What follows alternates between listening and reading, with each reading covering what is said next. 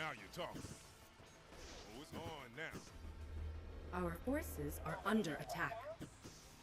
Fighting the good fight. Capture point secured. Jumping on. Now you're talking. Allies are under attack. Ready and willing. I got you.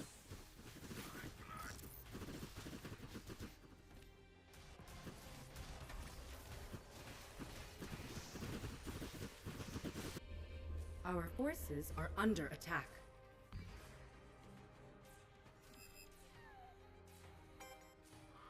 I got you.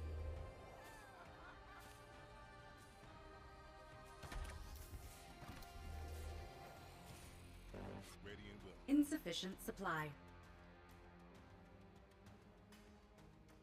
Left, right, left. Fighting the good fight. I got you. I got you. I hear the sound of your rapidly approaching demise. Left, right, left. I got you. Capture point. Capture point Allies are under attack. How about now? Bop, bop, bop. Bop. Ready and willing. My NVIDIA broadcast application did not turn on.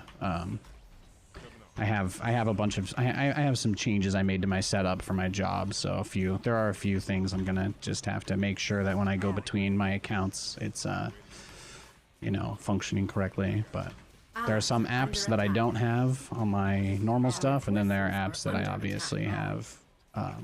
So I don't usually use the NVIDIA broadcast app, but I switched to it instead of using the OBS plugin because now I can use it on my work calls. So I don't have to worry about the application being kind of inefficient since it doesn't matter because I just need it to work, and I'm not going to be streaming most of the time that I'm using it now, so. I got you. This is our lane. I just forgot to make sure the NVIDIA broadcast app was starting on this profile, so that's good to know. And I think I have it checked to turn on as well. I have that setting enabled, which means it's got to be somewhere in... It's got to be somewhere in like my Windows settings. Somewhere in my Windows settings I must have like hard turned it off to keep it safe, but... Fighting the good fight. Ready and willing. Upgrade complete. Right, left. Forward. Capture point secured. Been reading his lips all this time. There you go. Hey Stu, hey Purgatory, hey Bilbo. Good to see you guys. Yeah, there's a pretty big patch for this game coming out on the 17th. I definitely encourage you to check it out. We looked over some of the preview stuff that they showed on Twitter yesterday on the stream. Capture point contested. But I'll probably pull it up again at some point later today as well for those of you like you, guy in chat, who wants to know. Capture point. I'll probably pull it up again later. This is our Allies are under attack. But yeah, big update, big update. Lots of graphical improvements and audio improvements for Stormgate in the coming update.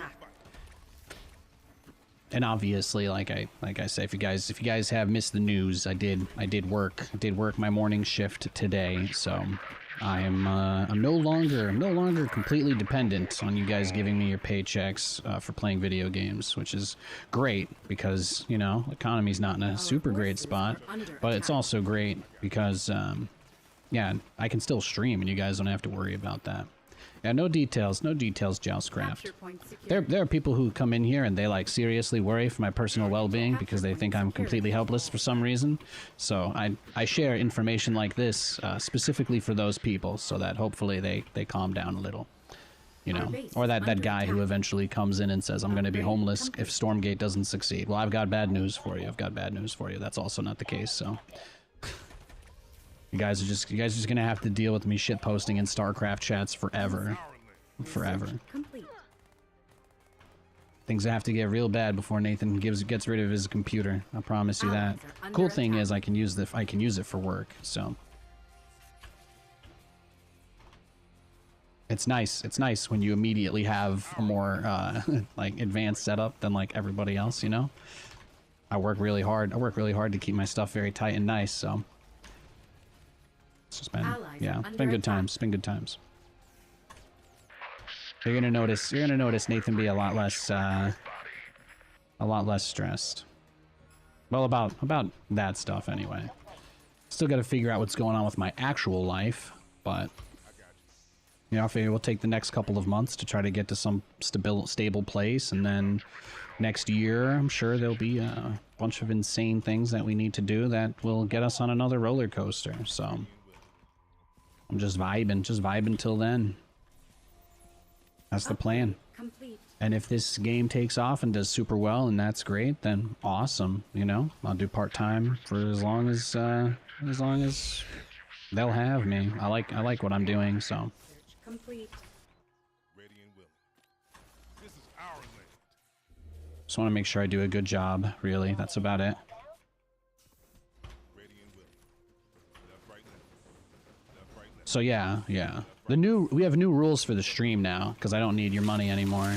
So if you're rude just at all, like if you come in even just to like, if you're like, oh Nate, F you, haha, I'm trolling, it's like everybody's just gonna get banned. It's gonna be amazing. You have to just come in here and be nice. That's the rule. So it's incredible. It's incredible now. I no longer have to worry about turning people off with my attitude or things that I say. So I can just be very real, and that's nice.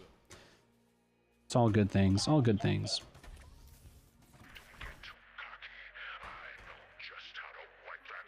All good things. We're going straight for helicarriers, if you couldn't tell. That's the plan. Because we have to. Because helicarriers are dope. Allies are under attack. Helicarriers are dope.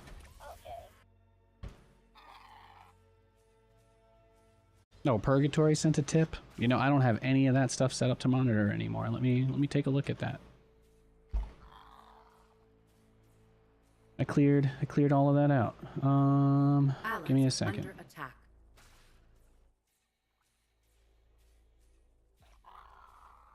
I tried to log in, but it's not working, so I can't see your tip. It looks like it didn't get posted on the chat for some reason, so I'll try to take a look after this game. Insufficient. Research complete. You didn't do anything wrong. I just don't expect people to do stuff like that anymore, so I just got rid of all of it. Fighting the good fight. Fighting the good fight. Capture point secured.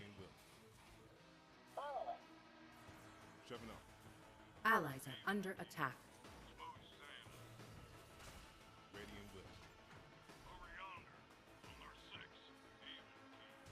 Let's see, we can go for this camp. How do I feel about Jets Week 2 Titans? Should be a much easier game, right? I mean, the Titans have not been in the Super Bowl for the last 4 seasons straight, so I think that bodes well for us. You know what I mean? I feel like that could be a good thing. Could be good news. That's the Jamal Adams revenge game. Look at him go. Look how fast level 15 Wars just absolutely clears the map like nothing. What if I just power him up? I can't see my mouse cursor when I cast this ability. It's kind of bugged. The targeting reticule on it is so low. There we go.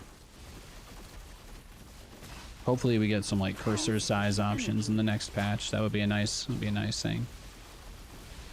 Allies are under attack. Oh, I got you. Look at that. You see, I just healed him up. I just healed him all the way up. Research. Our base is under attack.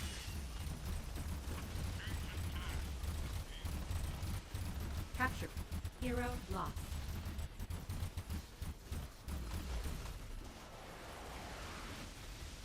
Our forces are under attack.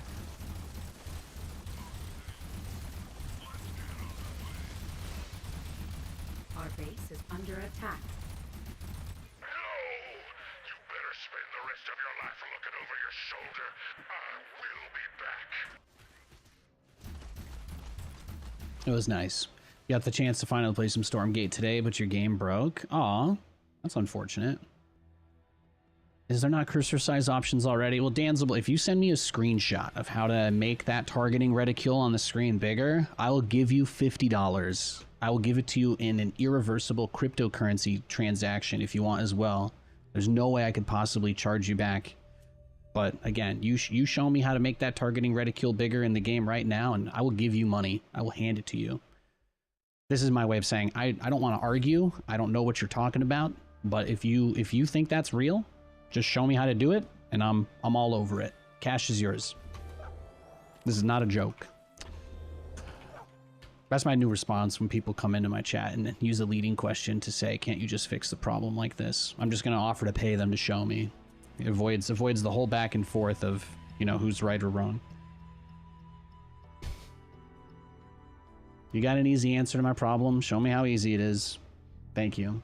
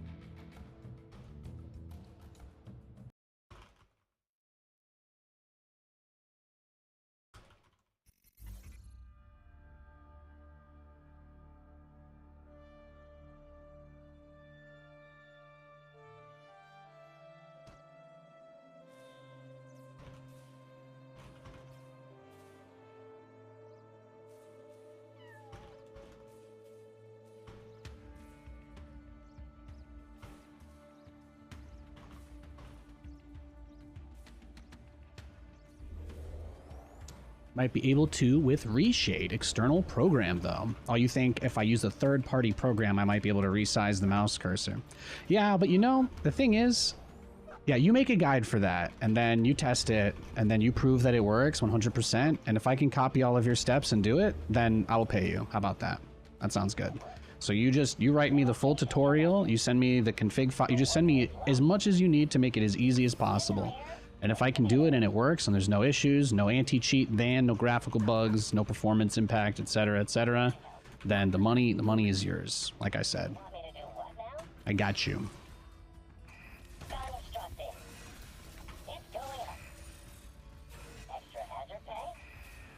I got you.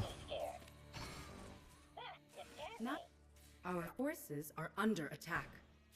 Look at that! I killed his Hexen with two workers. That's pretty sick. That's pretty sick. Look at that. Look at that. Beautiful. That's fantastic. That makes me very happy.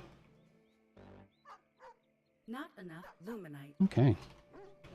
I keep looking up back at my teleprompter to see if people are talking in chat, and I'm like, oh, it's just the tech support guys.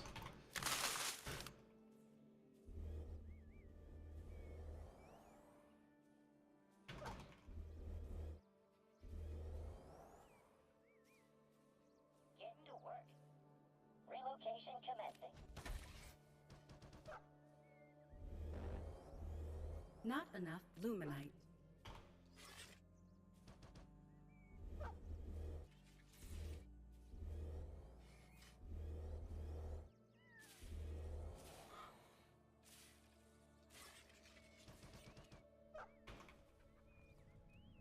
I was gonna say, if you guys see my mouse cursor in Windows, I have that pretty big.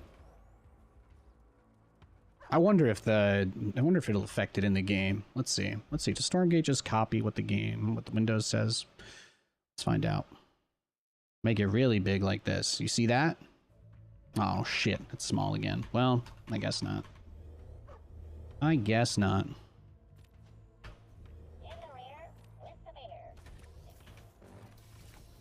Not enough luminite. How can I help? Not enough luminite. Wonderful.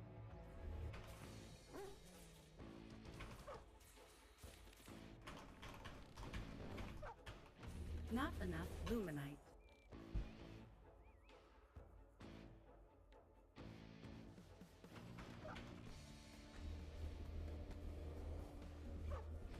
Have someone hold a magnifying glass up to the screen? Yeah, exactly right. That's where that's the next level. That's where it's got to go.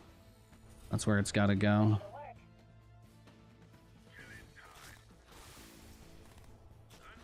Yeah, just attack the one. Attack the one that the Lancer can't hit is probably the move. All systems clear.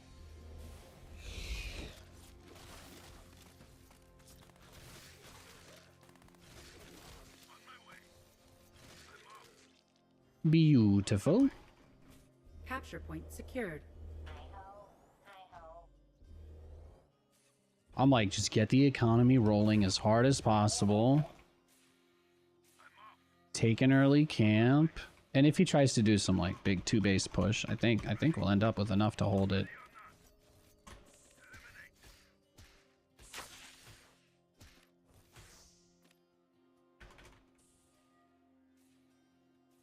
Yeah, he probably goes for my heal fruit dude there.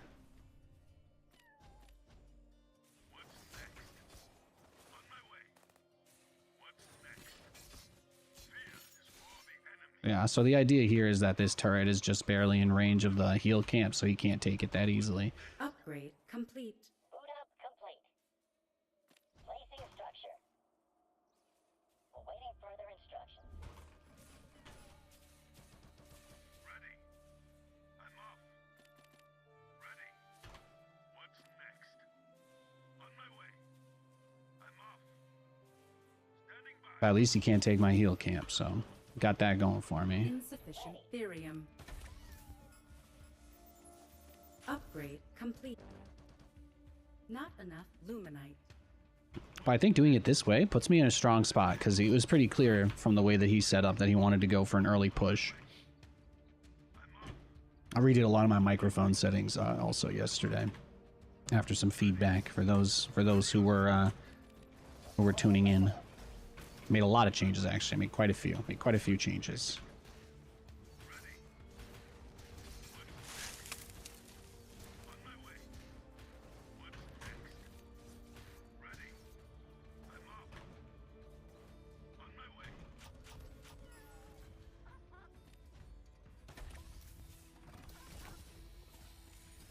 Our Yeah, and the really nice thing again is we just kind of keep this guy right here, right on the edge of the tree line. Just make it super frustrating and annoying for him to pressure us. Obviously, we can't do too much because we're in this like awkward spot, but that's okay. Our tech is like super late, but we just assume he's gonna be heading for like magmadons and stuff, right? That's what people do. So Still here. I'm off. and then all right, yeah, we got the drop, so everything is fine. We have everything we need now. upgrade complete. Following. On the go. Oh, he's stuck. Your ball to call. Ready. He's taking my other camps. Got my little vision campsy poo. Little vision campy boy. Therium. I'm gone. What are you gonna do? Directed. What are you gonna do? Research complete. Now he's gonna kind of go around. Capture point secured. All powered up. Research complete. Where's the emergency? Strap yourselves in, boys. What's next? Ready. Upgrade I'm here complete. to assist. What's next? Standing by. In transit. He's making big camp plays. On my way. Capture point Buckle secured. up. Transiting now. Engaging booster. Where's the damn beacon? Involved soon. With extreme threat. Buckle up. Talk to me.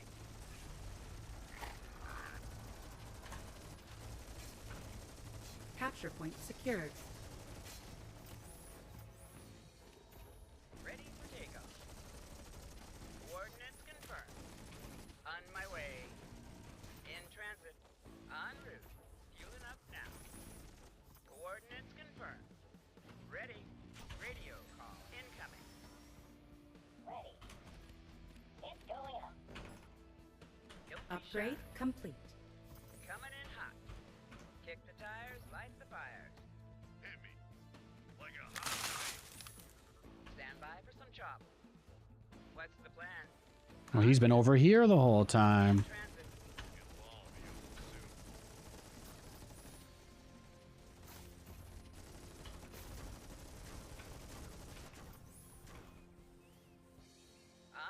Well, he killed one Atlas for a Shroud Stone manifest, which is pretty expensive. Strap yourself in, boys. Where's the emergency? How can I help? Talk to me. Constructing.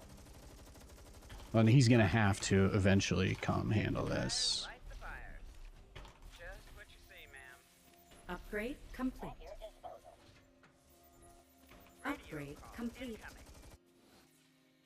Your ball to call. Just what you see, ma'am. Talk to me. Not enough luminite. Top speed. Not enough luminite. You like staying under your rock and come out for small times to watch Nate as well? Hell yeah. Luminite. Yeah, there's a pretty big update for the game. The first major update for the game is releasing on the 17th.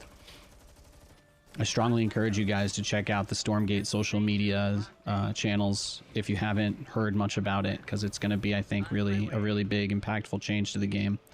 A lot of people are pretty hyped up about it. Even the Stormgate Reddit, which is notoriously very negative, about as negative as they could really be, as a place can really be. But Stormgate Reddit, which is one of the most negative places I've ever seen in my video gaming career, everybody there even thinks that it's a good change. So it's like, you know, stuff like that is reassuring. But even the most angry people who've ever played this game on the Reddit, even they upvoted it to the very top, and almost every single comment was positive about it. Which tells me everything I need to know. The only thing you will see on social media is people spreading hatred about this game like they're being paid to. But when they posted that graphics update, heads started turning real quick. Luminite. That makes me happy. Makes me happy. Fish in a barrel. Ready to fly. Capture. You scared me. Our forces are under attack. Might as well just go chase his army down here. Yeah, he lost a lot. He lost a lot to that. Beautiful. Not enough luminite. His Magmadons might not be able to get away without breaking everything, too. It's kind of my hope. Yeah, look at this. Look at this. I don't think we have to worry about much now. I think we're going to be okay.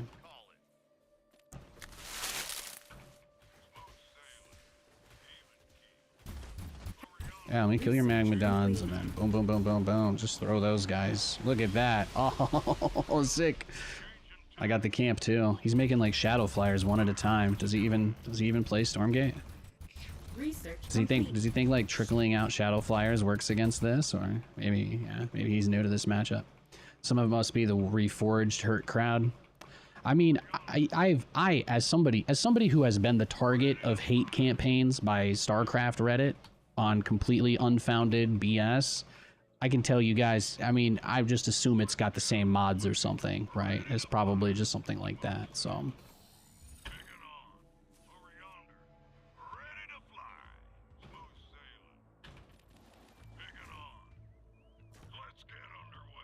Our forces are under attack. Insufficient therium. So I'm already used to that from SC Reddit. I just assume it's a lot of those same types of people, you know? But there's a... Even with as hateful and angry as all of those people are, they are very excited about the graphics update. It bodes well. It bodes well for the game. Truthfully. Look at this. You know what else bodes well for Nathan? There we go. Getting my duders on a base. That feels nice. Okay, let's send him home. Our forces are under attack. Yeah, let's just blow up his infrastructure. Take as much of that as we can.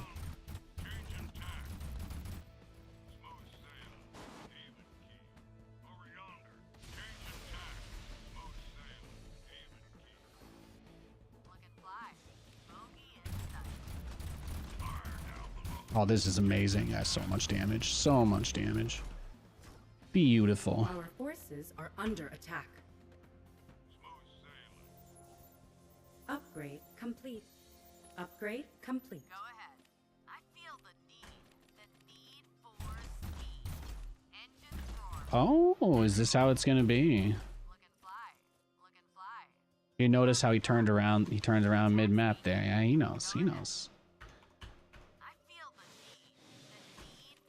Well, we also know the biggest thing that he needs is this Therium. That's gonna be, he's trying to keep everything away. He's trying to keep everything away for the Therium, right? Yeah. Insufficient energy. Look how many guys he has mining this.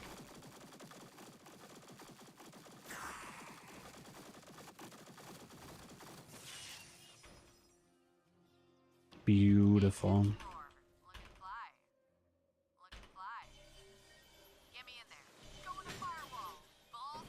Our forces are under attack. Yeah. Well, I think we can go kill him now. Think we can go kill him. Not enough luminite. You know, since this was your strategy, right? So just, he's being greedy. Tried to be really greedy and it didn't work. Just what you say, ma'am.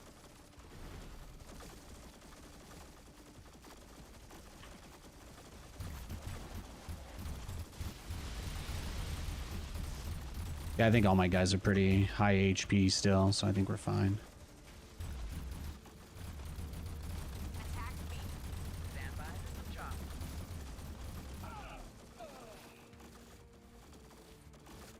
Capture point secured.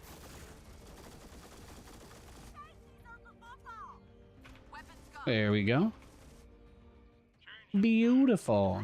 Discord is a much better place. Yeah, I like the Discord. The Discord's pretty nice. Well, I mean, the Discord, the thing about the Discord is they ban the crazy people, right? So, Forseer and those other guys. Those guys are so obsessed with Stormgate. Did you guys know they have their own hate Discord just for it? They invited me to it. Isn't that crazy? Capture point There are secured. people who are so obsessed with this game. They literally are like in denial about it to the point where they spend all their time obsessing over it. The Forseer guy made his own Discord just to shit on the game. It's incredible. Like, imagine if this guy was like volunteering at a local charity or something instead, like how much good he could do for the world. But he just runs a hate Discord. He just runs a hate Discord for a game that he pretends he doesn't like. But I mean, you know, the closest thing to love is hatred. I don't know if he realizes that, but when you think a game is dead and going nowhere, what you do is you ignore it because there's nothing interesting to talk about anymore, right? But that's obviously not the case with Stormgate. So that's why you got all these creeps doing like the leg humping constantly. It's very important that everybody know exactly why I hate this so much. There was this other guy that I tried to post on the Reddit over there, and there was some dude who started humping my leg there too. The Don Ilya guy. And the only thing he does is just look for, he posts in almost every single thread, but he just finds anytime you talk about people being negative, he goes after those people. And anytime you talk about things being positive, he's the guy that's like, wow, I can't believe the cope here because of your financial reliance on the game. And I'm like, this right here is a guy who does nothing but post on Stormgate Reddit all day just to talk about how dead he thinks the game is. It's unbelievable, really. Absolutely incredible to think about. That there's a bunch of people like that, but the Reddit, I think the Reddit's owned by somebody that's not the developer, so it's like StarCraft. They just let whatever garbage, I guess, is on their agenda through, and that's about it. When you read the word cope, you can ignore the rest of the comment. Yeah, exactly. What is it? It's like you should just intrinsically not trust any man who's casually aware of like every different country's age of consent, you know? Like somebody telling you that they know all of that should be something that like concerns you to some level, right? But you're like, okay, let's not start a fight. But you're also like, you know, you just hear that and you're like, yeah, you really don't like this game, huh, bro? That's why I can't post anywhere talking about it without you riding my dick. And I'm like, more or less, that's what Stormgate haters do. They have virtually nothing interesting to say other than they don't think the game will succeed, so they can't even post about it themselves. All they can do is harass anybody else that's enjoying the game too much. Capture point secured. It's wild. Unable to build there. But there'll be, Off I go. hopefully, some vindication for us. Because like I said, even though all I've really done is just crap all over the Reddit for the last 2 minutes here on my stream. So I just like to make it really clear that my point, the entire point I'm really trying to drive home right now, you guys ready? One more time. Even those people are excited about the patch coming out next week. Hundreds of upvotes, unlike nothing I've ever seen from that community. It is truly the most hopeful that I have seen the Stormgate Reddit since its inception. And if those guys are right, and the mistake that Frost Giant's been making is listening to people playing the game and not the people who don't play the game, well, that sounds like they're gonna win a lot of people over, so that's awesome. We won this game. I don't need to stay in it, but yeah. They feel like they have to make sure they're correct. You know, they remind me it's like, well, you guys know how obviously, you know, there's like positive and negative forces that almost always attract each other. So on some level, let's just say it. Yeah, of course. There's always going to be weirdos out there who make harassing people that enjoy something their thing. Like Taylor Swift is awesome. She makes great music. You know, like any other bajillionaire, she obviously benefits from the society that props people at the top up. Nobody really disagrees or argues with that. But also at the same time, not every single aspect of your life can be political. So it's like, it should be okay to just enjoy something, right? You know, you could just be like, yeah, I like Taylor Swift's music. And you don't have to like come out and tell me all the things you don't like about her. Do you know what I'm saying? Do you know what I mean though? Like, does she go on TV and tell people to inject bleach or stuff like that? Like, no, she usually just tells people to love each other and be nice to each other and be nice to yourselves. And those are all messages that I really like, that I resonate with. You know what I'm saying? So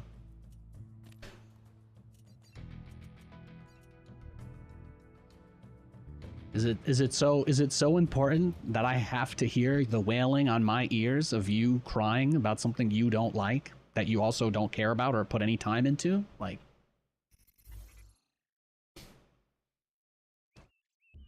you really want to talk to the guy about mowing the lawn who hires somebody to mow his lawn for him? Like, really? Like, that's the opinion of the guy that you think is super valuable? Well, he can afford to have someone mow his lawn, so clearly the only reason he doesn't do it is because it's beneath him, because it's so easy. And I'm like, that right there, that right there is how you radicalize a young man who has no ambition or prospects. But it's also not true. Not enough. That is, that's like a snake oil kind of thing for sure, but it's also just not true. In fact, I would be willing to bet money that at least one person watching this stream would agree with me when I say this. Sometimes, guys, I actually like mowing the lawn. I haven't gotten to do it in a long time, but as a little kid, it was just nice.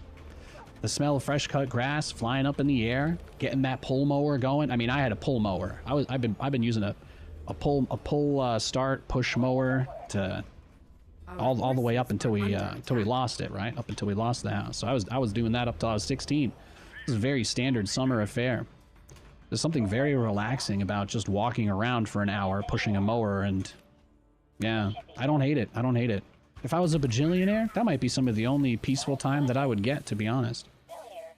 The person who pays somebody else to mow their lawn, they don't do it because mowing the lawn's beneath them. They do it because they don't want to. That's the only answer. The only answer is always they don't want to or they can't, right? He's like, oh, I'm going on vacation.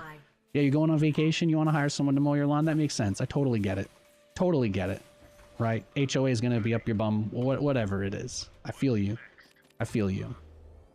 But don't be like, yeah, I just pay this guy to do it because, you know, only poor people mow their lawn. And I'm like, you know, I gotta tell you, some of the richest people I've met out here in Washington, they all mow their own lawn because the whole entire thing is they just get fucked up on their John Deeres doing it because it's the only time some of these people actually take time for themselves.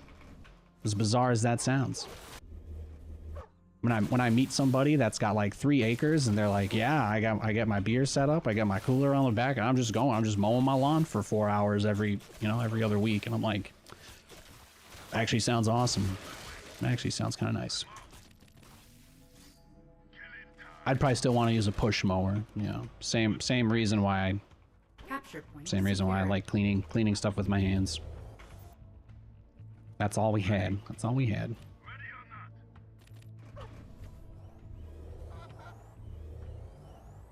You want me to do what now?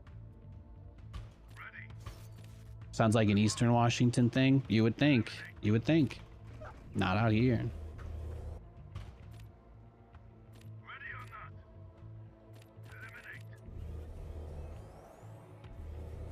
Reporting for work. I think it's like over 80% of the state is public lands, so a lot of people have this false impression that like the west coast of Washington is very like established and very modern, and it's just could not really be further than the truth. Seattle is actually a much smaller city than they make it seem like, and beyond that there really are no other major cities in the state. Just as someone who's lived in a lot of different places in the United States, everywhere here is like small town, more or less. Secured. And then Seattle is really not that big of a city. They just have the same thing as every other major metropolitan area where there's another city that's like close by but doesn't technically count as that one. And yes, a lot of people do live there. Most of the sprawl that you see when you see a Seattle skyline shot goes outside the town pretty quickly. Bellevue kinda big? Yeah, well, the word kinda is my disqualifier there. Upgrade complete. If you want to, there are some nicer areas. Bellevue is nice. I mean, I've heard that there are nice places, you know, like you can go by where these companies are, where people who work for them live, and they've got great grocery stores and all that, but most of Washington state is uninhabited. There are less people here. There are less people here than in the state of Pennsylvania, where I'm from. And like, I think geographically, you've got like almost twice the amount of space here compared to PA as well. Not enough. 2 or 3 times maybe, but there's not even more people. It's an interesting thing to think about. The state itself is massive. There's just tons and tons of forests and trees everywhere. Washington state is mostly uninhabited, primarily, almost entirely uninhabited based on the land, which is like more what I was trying to get at. It's something that you wouldn't think about, because when you think about Seattle, you probably would think about it like any other city or any other area. But until you're out here, it really doesn't click just how remote it is. Capture point Just what lost. doesn't really click how remote it is until you reach that point. So Not enough. look at that. Look at his doggy build. He's crazy. Not enough luminite. He is Capture crazy. point lost.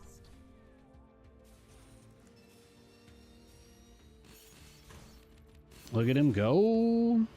All right, GG. Washington is the 18th largest state by land area and 13th largest by population. That is not the information I asked for, but hopefully, I don't know if that's useful, really. Population number maybe would help people, I think. Get it? Here, I'll do it for you guys. I got this. I'm really good at looking for the exact thing that I'm talking about, so just give me 1 second, all right? Let's go to the old google.com. So let me say PA state population. It's about 12.97 million. So this is what I'm talking about. So this is where I'm from, right? So there's about there's close to 13 million people who live in Pennsylvania. Now we go Pennsylvania state area of land, right? Land area. So Pennsylvania is about 46,000 square miles. And what would that be? About 116,000 square kilometers, right? So think about that, right? 13 million people for 46,000 square miles, right? 13 million people, 46,000 square miles. Now we do the same thing with Washington. So I go Washington state population, it's almost half. There's not even 8 million people that live in the whole state. There's not even 8 million people. So then how does that compare, right, to obviously the land area? And then, well, it's not 46,000 square miles, it's 71,000 square miles. So we're talking about almost double the area, you know, like 70 or 80% more land, but like 60% as many people or 70% as many people. That's a big, I'm just saying, that's a big difference. That's a big difference. That's a big change. And if you're wondering why we're talking about this, I'm from Pennsylvania. So you're going to have to hear me talk about this shit. So I was just trying to make a point that where I come from is just so different, even though if I showed you, now I'll make my final point so that you know what I mean. Moscow, Pennsylvania. Do you guys want to understand where I'm coming from? This is where I grew up. So this is the middle of fuck all nowhere, Pennsylvania. We're talking nowhere. This is where it is on the big map. That's the big map, right? But it is absolutely the middle of bum all nowhere. So you've got nothing out here. Literally just forests and trees and rivers, right? So for me, it was crazy to go from living somewhere that was so similar to this, but everything else is so different. And to me, I always thought that was kind of crazy. I always thought that was crazy. Like when you never go somewhere and you only hear about it on the TV, like you kind of develop an impression in your mind, like how everybody pictures Hollywood differently than the Walk of Fame looks, because in nobody's mental image do people just walk on the Walk of Fame stars. Like most people who didn't really do any research before I went to Hollywood for the very first time in my life, I just assumed that there was some cool area set aside for it, and not that my favorite actor might have someone sleeping on the star because it's just in the middle of a random street that is otherwise kind of a rad shit part of town. And to me, that's fascinating. To me, that's absolutely fascinating. And you're like, oh, you want to see the Walk of Fame? And someone's like, yeah, let's go check it out. And I'm like, look at the ground. And that's it. How many miles do you want to walk until we see if we find your guy? And it's like stuff like that. Stuff like that is fascinating. The impression that something like film or media can build up, you know? They always make it sound like Portland and Seattle are like these huge cities with millions and millions of people. And I'm like, bruh, it's kind of nuts. Well, obviously, we could go even further. We'll just say, how about this Seattle population, right? The population of Seattle, there's not even 1 million people there, guys. There's not even 1 million people there. Placing structure. There's not even 1 million people in Seattle. Isn't that incredible to think about? To me, that is crazy. That is, I do find that to be wild. It's super remote, super underdeveloped. 90%, again, like 90% of everything out here is, it's just like wild nature, and it's amazing. And I love that. I love that. Somebody brought up Texas as well. Texas, the interesting thing about Texas is that they have actually, for the amount of land, they have the almost lowest amount of publicly available land usage space in the entire country. But there's basically almost no public facilities or parks in the entire state. And the very few that are there obviously centered more around wealthier individuals, which is something that I had no knowledge of until I was like, well, it's fascinating. So you got Texas, you got all this land that nobody lives in, but also it is owned by people that will probably kill you if you go on it, right? Because that's how they are over there. So then you're like, well, Washington, it's mostly uninhabited. And if you want to go climb a random mountain and parasail off and just fuck around, that's a thing people do. That's just the thing people do, you know? It's kind of crazy. It's just crazy.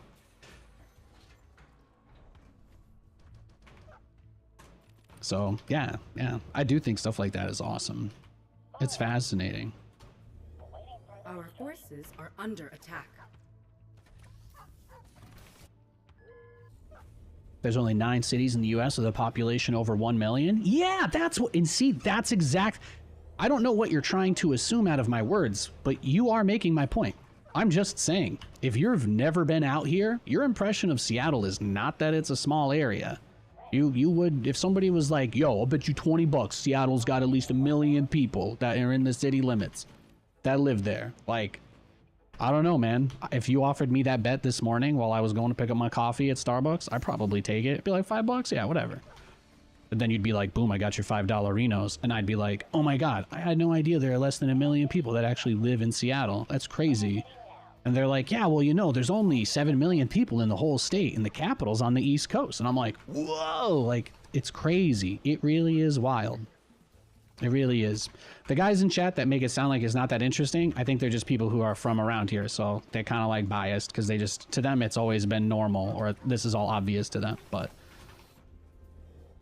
I think Five Aces is from out here, so he's very passionate about making sure that I'm correct. But it's not about being correct. It has nothing to do with that.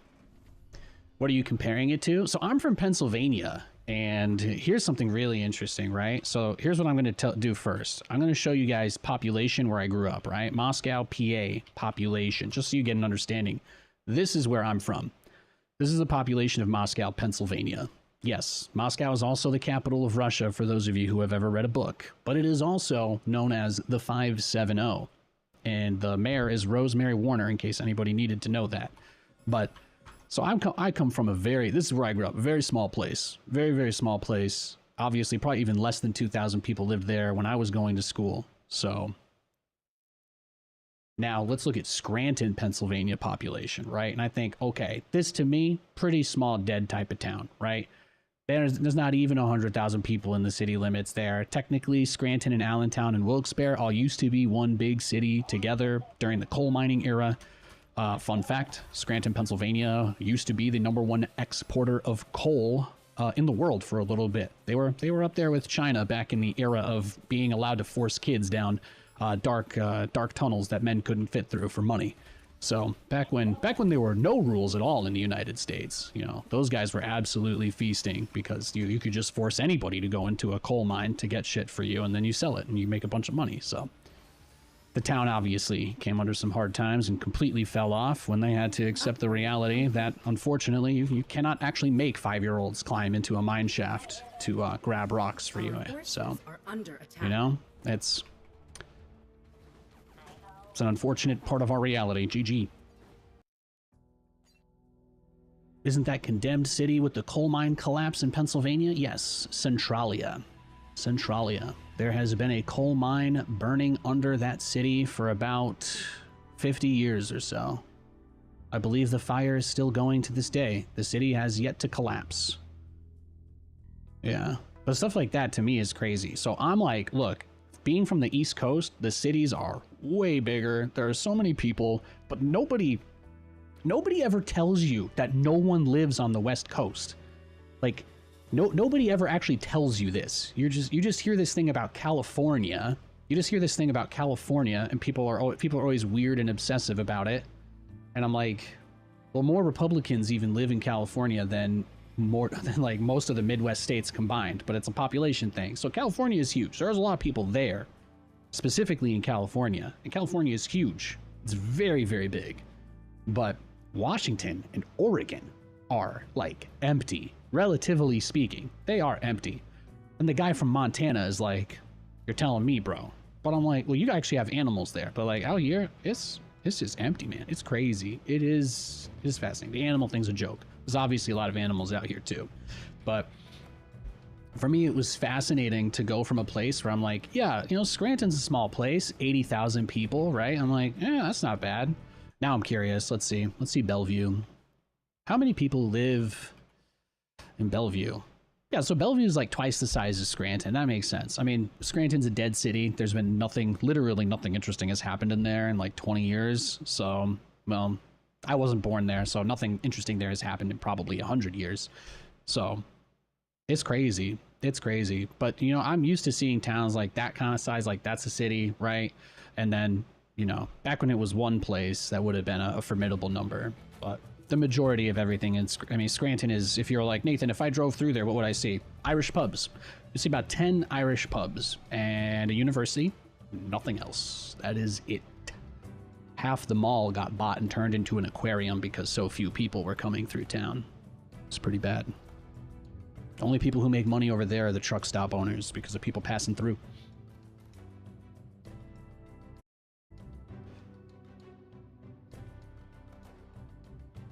But yeah, stuff like that's crazy. Did Automod ban me for my Lancer comment? No, I don't think so.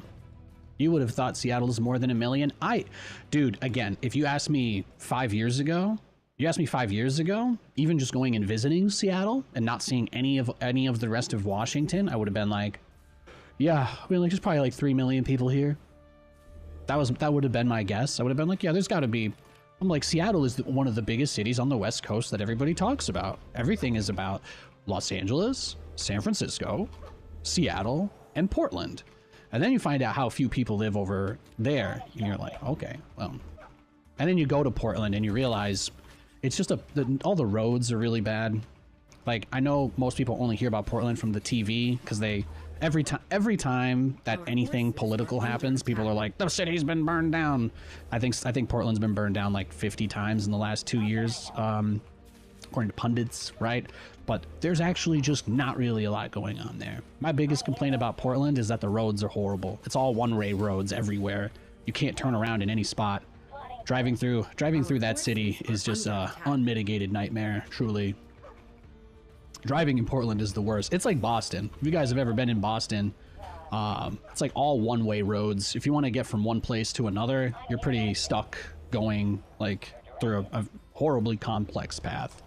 They don't have any sort of double wide lanes, anything like that.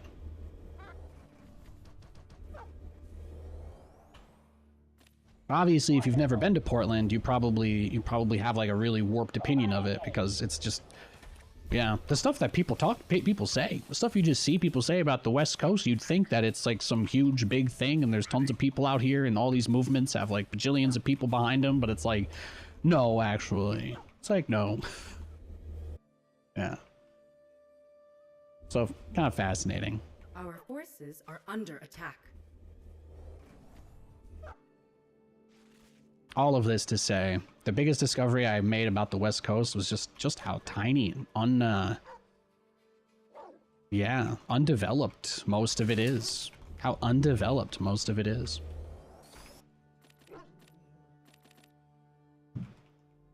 IRL, most people just want to mind their own business. Yeah, of course. I couldn't agree more. What's the easiest way to reach people, right? The internet. So it makes sense you see more of that stuff online because that's how they get your attention, right? That's the whole point.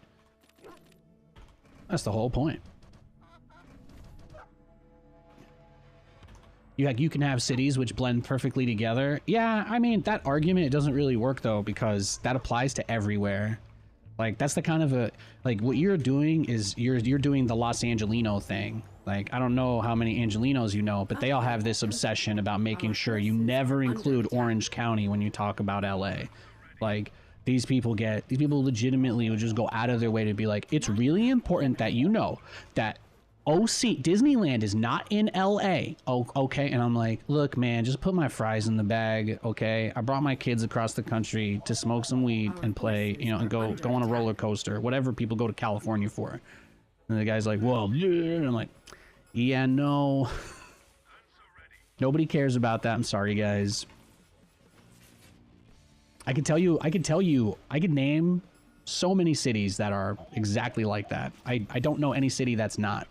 I don't think I've ever been, even in this small town. I'll tell you where I live, where I first moved to in Washington, super small town, nobody there. Guess what? People are still like, I moved there. People are like, yo, so what side of the bridge do you like more? And I'm like, what do you mean? Like the town? What part of town do I like? They're like, no, that side of the bridge is that town, and this side of the bridge is this town, and you have to pick a side. And I'm like, what are you people smoking? What is wrong with you? I'm like, what is wrong with your head that this is like, you find this to be stimulating? Like what? Like what is even happening here? Am I being dog whistled without realizing it? Like, are they just dog whistling me and trying to find out if I'm going to say the correct thing, or did they find out I was a normie from like being confused by the question? I don't know, but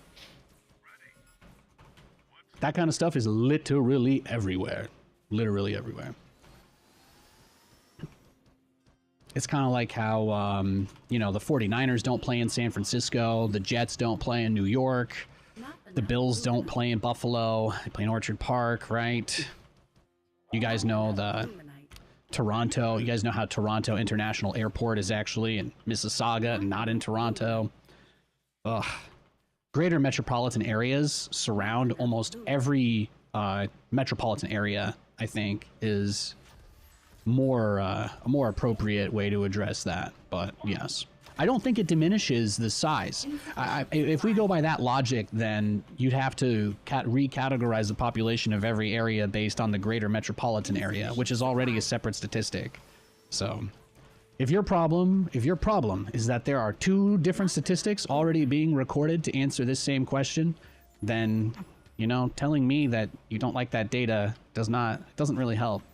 I'm just reading, you know, so. Upgrade complete. I'm just reading. I just read the population. I googled Seattle population, and that's what it said. If you have another perimeter that you think is equally important to check, then, you know, we'll see if we get there. Whenever we go to visit my wife's side of the family, I say we're going to LA, and she gets mad. Yeah. Stuff like that is hilarious to me. Because I'd be like, okay, are we almost at Seattle? And she's like, well, technically this is the edge of Everett. And I'm like, so we're almost at Seattle. So it's like, we're almost at Everett. And I'm like, so we're almost at Seattle. And, you know. The only, you want another great example of this? Like literally attached at like the bottom of the sack of the Vegas airport is a whole other city, and people are really tribalistic about if you're there. When I first moved to Vegas, most people that I talked to about it, they didn't ask me any questions at all, but every single person who was from there always asked me the same question first, no matter what. You guys want to guess? Our forces are under attack. Are you actually in Vegas, or do you live in Henderson? Henderson is what the name of the not city right next to the place is called. So that would be like the greater Las Vegas area would include Las Vegas and Henderson, but people who are from there are very tribalistic about whether you live within the city limits of LA or whether you live within the city limits of Henderson. And I'll go even a step further. You want to know how deep the rabbit hole goes on this one? Legally, the northeast half of actual Las Vegas is a different fucking city. It's zoned differently. It has different utilities, everything. You have to get different power supply. The whole entire thing is different. No, I'm not talking about Paradise. Paradise is its own thing. There's actually like 4 cities there. People just have no awareness of it at all. It's kind of like how, and when I say this stuff, it just goes through one ear and out the other because people just can't even believe it. It rains there way more than you would think. Did you know that in the entire Las Vegas metropolitan area, there is only one specific place where they measure rainfall? Yeah, it's at the lowest point in the city where the highest amount of heat is. On the tarmac of the airport. That is it. They do not record rainfall anywhere in Vegas except for the tarmac of the airport. I lived like 15 minutes. I could see the strip from my apartment. We had thunderstorms. I was like a mile or 2 higher, but like the city of Las Vegas, the only way I can appropriately truly describe what it's like is it's like the inside of a giant super volcano. And it goes up, right? Like a valley, and it goes way fucking up towards the edge, and then that airport is the dead middle center of it. It is the absolute middle, lowest, smallest point. So if you live anywhere other than directly on the strip, the weather forecast is completely useless because it rains in the higher elevated areas on the edge of town constantly. I mean, I must have sat through like 3 or 4 thunderstorms each summer, and I mean, it's awesome. And you get a day or 2 of just straight pouring rain. All the dirt and the mud it just turns into mud, right? And you know, we have like our fancy apartment, and they've got their little, you know, umbrella guys out by the pool. Those things are getting picked up by the air and thrown out of the place because of wind during a rainstorm. Like, that was a thing that happened several times. But then you talk to somebody like, oh, we're going to go to Vegas. Well, it never rains. And it's like, I guess it's true that most of it avoids that specific spot on the strip, but it just doesn't tell the complete story in any way, shape, or form. But yeah, northern Las Vegas is separate from Paradise, which is separate from southern Las Vegas, which is separate from Henderson. But all of them are almost directly touching the airport in some way, which is fascinating to think about. Fascinating.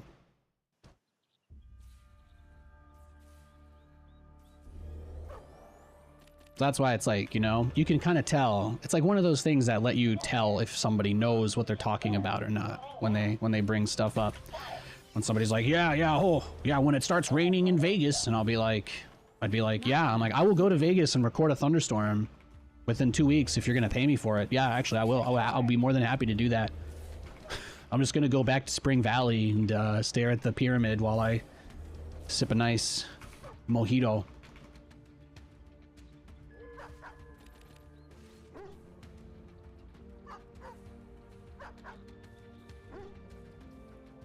Oh, this is the same guy, huh? Is this the same dude that's been cheesing me every game? I'm just gonna leave. I'm just gonna leave against him.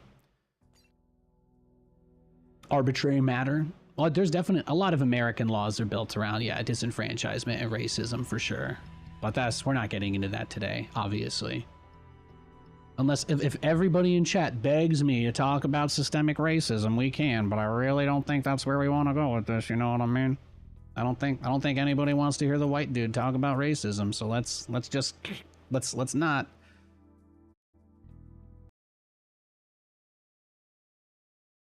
Why are ranking points not changing? I have no idea. Contact support, maybe. You could ask customer support.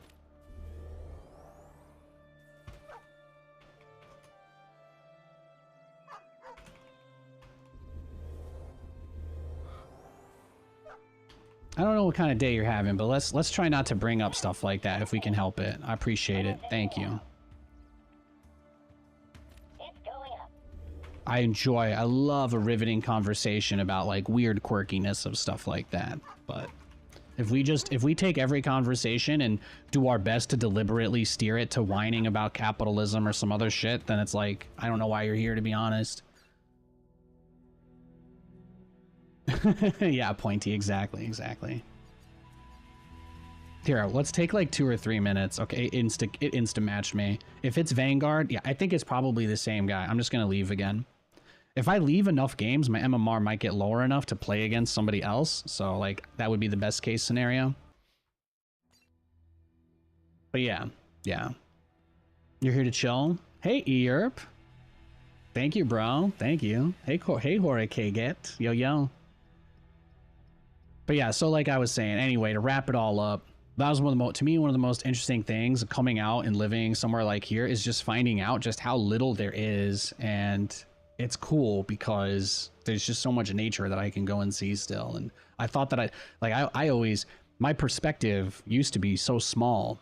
And I used to look around me in Northeast Pennsylvania and say, wow, I am in the middle of nowhere. You know, I'd be like, wow, there's nothing around me.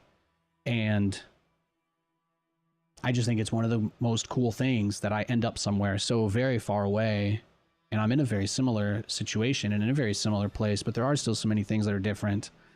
And I just like talking about those things because they fascinate me sometimes. So yeah. But Washington is more or less just Seattle, and then like more than 10% of the state lives there, which is still crazy to think about, right? Or about 10% of the state's population. So that means you've got, what, maybe 70 or 80% outside the metropolitan area, just spread out around that huge space. It's nuts. So much room. It's really cool. I just always figured it was more developed. Always figured the West Coast stuff was more developed based on the way that like everybody just talks about it forever. When I was a kid, nobody was like, yeah, Seattle, the new burgeoning town. Oh, we've never had a major city in the very Northwest before. And I'm like, okay, this is cool. But that's never how it was advertised. It was literally just always like, yep, just another major city. Seattle's like the West, New York on the West Coast or something, or San Fran. And then you go to either of those places. I mean, San Fran's pretty big, but not New York big. That's when I say, have you ever been to New York? And then you ask the next question, of course, which is, have you ever driven to New York or out? That's an experience for sure. Obviously, New York is the biggest city on earth, or is up there, so I'm not trying to use that as the basis of comparison, but there's certainly a feeling for going to and from a place. I like that. Having to drive through miles and miles and miles and miles of, 15-story tall buildings. just to get to the tunnel, just to get in, just to get to the other side, to then drive past another 20 of them, just to get to the other side of town. Oh, crazy. It's crazy. Our forces are under attack. I'm just gonna leave because it's Vanguard. You always knew Seattle is the home of Microsoft and submarine bases. That's what I'm saying. Like, if you grow up and the only thing you hear is like, oh, the Seahawks and Seattle and the 12s and Microsoft and Amazon and Starbucks, you'd think to yourself, holy shit, Washington's got to be a pretty big place. And then you look at a map and you're like, I mean, that's huge. There's a lot of space there. And then you go there and you just find out there's like 2 or 3 pockets of almost the majority of the population, and then it's just scattered. And that's it. It's just trees everywhere, which is awesome. I love that. I love that there's so many places I can go walk around and look at stuff. It is one of my favorite things about being here. But yeah, it's crazy. There's only like 2. I think there's only like 1 Regal, right? I think, like, you think about even stuff like that. There's very little penetration by chains, except like fast food. There's fast food everywhere.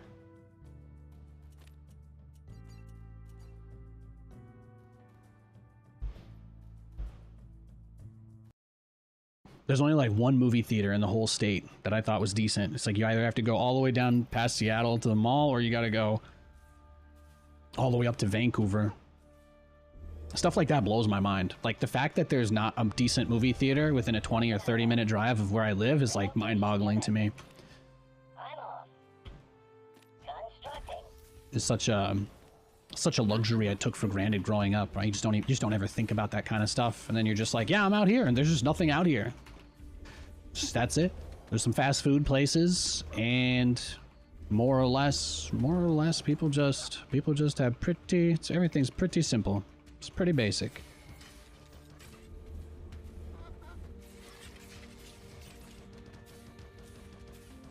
And meanwhile, there's like 2 bowling alleys we could go to just in Moscow.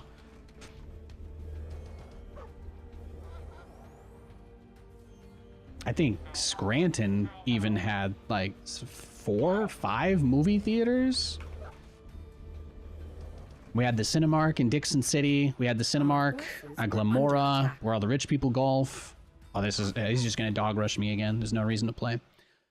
There's the Cinemark at Glenmora, and physically these places are still like 20-30 miles away from each other, but to, you know, for the fact that you're like, oh, if I'm gonna drive 15-20 minutes to go see a movie, you've got like 4 options, you know? Like, the fact that you're like, no, there's 1 movie theater in Bellingham, and if we don't go there, it's guaranteed to be a miserable experience, because every other place is just like it doesn't exist. There's nothing. There is nowhere else to go.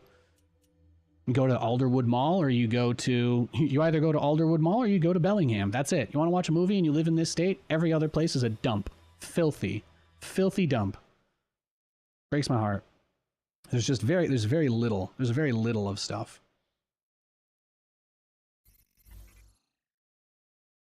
You probably hate this question, but Scranton, the home of Dunder Mifflin. Why would I hate that? That's the most common question I get asked. If I hated that question, I'd probably be in prison for murder, because literally every single person I've ever told that I went to school in Scranton has said that to me. So you're good. You don't have to worry about that. Constructing. Not enough luminite. I am the token guy from Scranton that people know, because nobody has ever met anybody else from there, because nobody who's born in that town ever leaves. That's what they, you know, Scranton is exactly the kind of place where everybody you know in school, they were born there, their parents were born there, and their plan is to take over their parents' business when they die and stay there until they die. That's the kind of place it is. But we were the immigrants, so obviously I didn't have the same relationship there, because people are pretty racist and xenophobic in PA to a degree, so it was one of those areas. So I didn't exactly fit in, but yeah, it's all about perspective, right? It's about the things that we learn, the experiences that we have with other people, stuff like that. So I find that fascinating. Just how similar things can be, but how different they can be. Still a lot of backwoods, redneck, middle of nowhere energy out here. I'd say where I live is far more remote. And at the same time, you know, not. It's bizarre.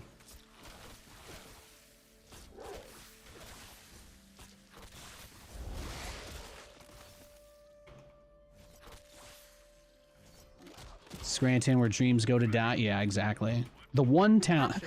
It's like when not being able to use forced child labor means your entire city collapses into nothing. Yeah, that's Pennsylvania. Those damn coal mine laws. Damn. In the rear with the beer. Those damn workers' rights. It is a shame.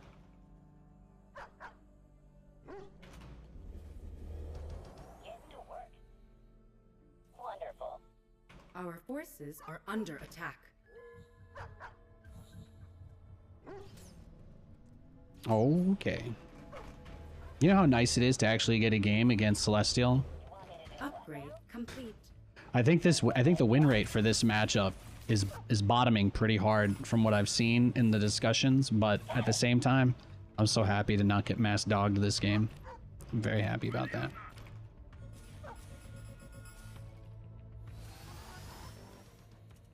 Insufficient therium. Not enough luminite. Not enough luminite.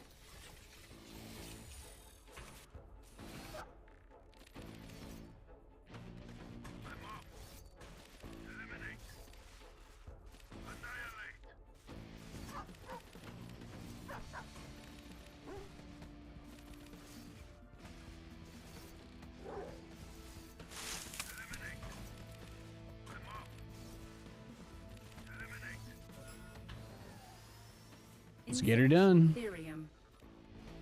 Go ahead. Throttle in. Carbon cloud. Full blower. Taking position. Reporting for work. Bow, bow, bow. Going to firewall. Balls to the wall. Throttle in. Get me in there. Full Not blower. enough luminite. Taking position. High speed path. Going to firewall. Balls to the wall. Oh, there it is. Full blower. Taking position. High speed path. Got a lock. Balls to the wall. Throttle in. Carbon cloud. Full blower. Our force. Okay. Not enough luminite.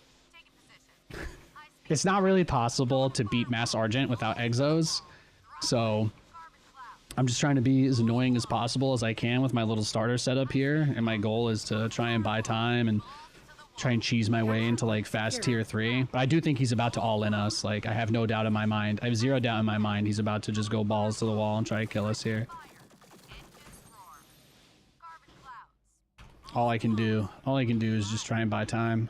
Placing structure. Not enough luminite. Feel the need. Oh, he didn't even get his speed camp. That's awesome. See, look. See, we get some rewards here. Throttle in. Capture We get point some size. rewards. It's not all bad. Full blower. Look and fly. High speed path.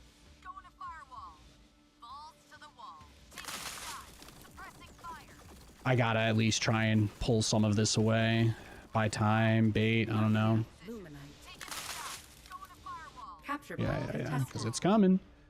It's coming. Engines roar. Carbon clouds. Capture point lost. Awaiting further instructions. Not enough luminite. Look and fly. Taking position. High speed path. Going to firewall. Follow it close. Throttle in. Bogey in sight.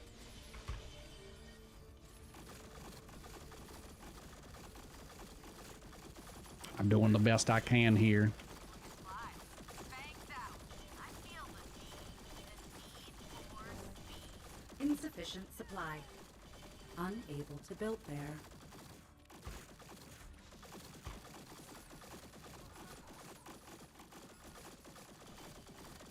Attack speed.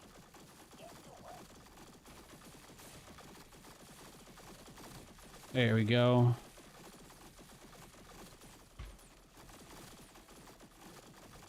Now the nice thing about this is the economy harass that I did before all of this ideally buys us a little bit of time. Not enough luminite. You want me to do what now? The idea is that, like, hopefully we get, you know, we mess with his economy enough that after losing all of those Argents, it's not that easy for him to replace them. Although it's very possible that that's not the case, so we'll just see. Full blower. Got a lock. Combat maneuvering. Got a lock.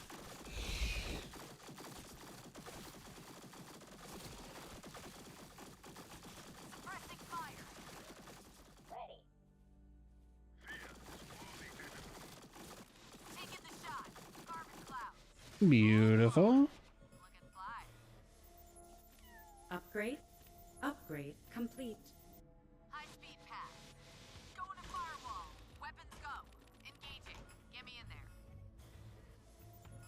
Looking All right. looking fly. Hornet gunfire always looks so puny. Yeah, they don't. I mean, they need to give them some, like, rockets coming out for the damage they do. Get me in For real. looking fly. Got a lock. High speed Beautiful. going to firewall. Balls to the wall. Research complete. Beautiful. Big patch coming September 17th. There you go. There you go. There you go.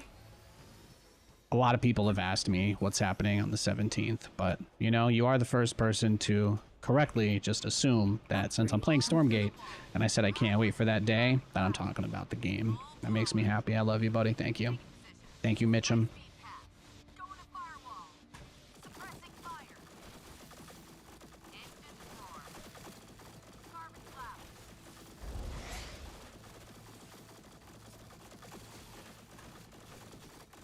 There'll be an update to graphics as well. That's what I'm saying. That's the big thing. That's the big thing. Even if I knew about balance changes, you guys know I'd be NDA'd. I can't talk about stuff like that. Secured. I can't talk about stuff like that. I'm just needlessly positive about the game for no reason, right? That's, I think, right? What is it? I have a job now, so it's not completely out of desperation that I play this game. So I don't know what the new cope would be. How does a hater justify me playing the game now? I'm not sure. I'm not sure. Our forces are under attack. We'll get there. Maybe. Throttle in. Carbon clouds. Got a lock. Looking fly. Upgrade complete. Look at this. Yo, these tier 3 Hornets are actually putting in some work. See? They're all tier 3. Or one of them's tier 2. That helps. And he targeted.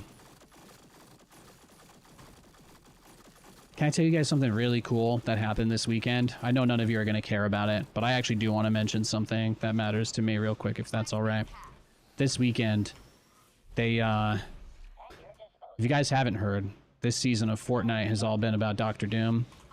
And they have a version of him where he literally killed everybody as, like, the main boss of the game. But they made it so you could turn into him in an update, like, this last week. And it's only like a 5% chance, basically, that you can get it, and then you have to fight all the other players over it. But basically, if you capture the thing, you become actual Doom, and you're more or less unkillable, so you get to roll the rest of the lobby. But you can only get it in the final, like, 30 players remaining, so it's quite difficult. We played a bunch this weekend, because all we really wanted to do was get that, and it did finally happen yesterday, but we didn't get it in almost any of the games that we played. We didn't get it in any game that we played on Friday. We didn't get it in any game that we played Insufficient. on Saturday. It took all the way until Sunday night on, like, our second to last game before the Doom Island finally spawned. And I got to microwave about 30 people that were left over in the game, and it was freaking sick. It was awesome. So I wanted to get that off my chest in case any of you guys just still play games for the funny moments, like firing a laser beam out of your hand while your wife does the gritty over somebody who's bleeding out on the floor. It's just a good clean fun, really. So that was my highlight of the weekend. I really enjoyed that. I know you guys don't care about Fortnite, but I had a really cool fun moment with my wife playing a game, and I loved that. That was great. You guys got to hear some positive shit, okay? If you're going to just come in here and complain, I'm going to give you positive things to listen to that have nothing to do with this game. Go ahead. Engines roar. Bogey in. Hoping for a performance update. yeah, I think they're going to be continuing to iterate that. It's really important for people to understand again that there's a handoff between their internal engine that they've made and the Unreal 5 obviously graphical side of things. So when they say that they're making the graphics better, it doesn't necessarily mean the game is going to run worse, because I think part of the issue is that they are already trying to use a lot of these features in like a low level unoptimized form, and I think that's a part of why the game performance is a little hit or miss. But I also think the biggest issue is the CPU side for people with lots of units, and I don't think that that's something that there is a meaningful way to really fix. So I think the game is going to look a lot better. I don't expect the performance to get worse from the improved graphics. I think the only reason the performance is bad is because of Snowplay. And I only think that because Snowplay was literally just developed and is newer than everything else that's being used to make this game. Like, if you just think about it from a logical perspective, it is the most new thing that's been built, that this game is made on. So it stands to reason.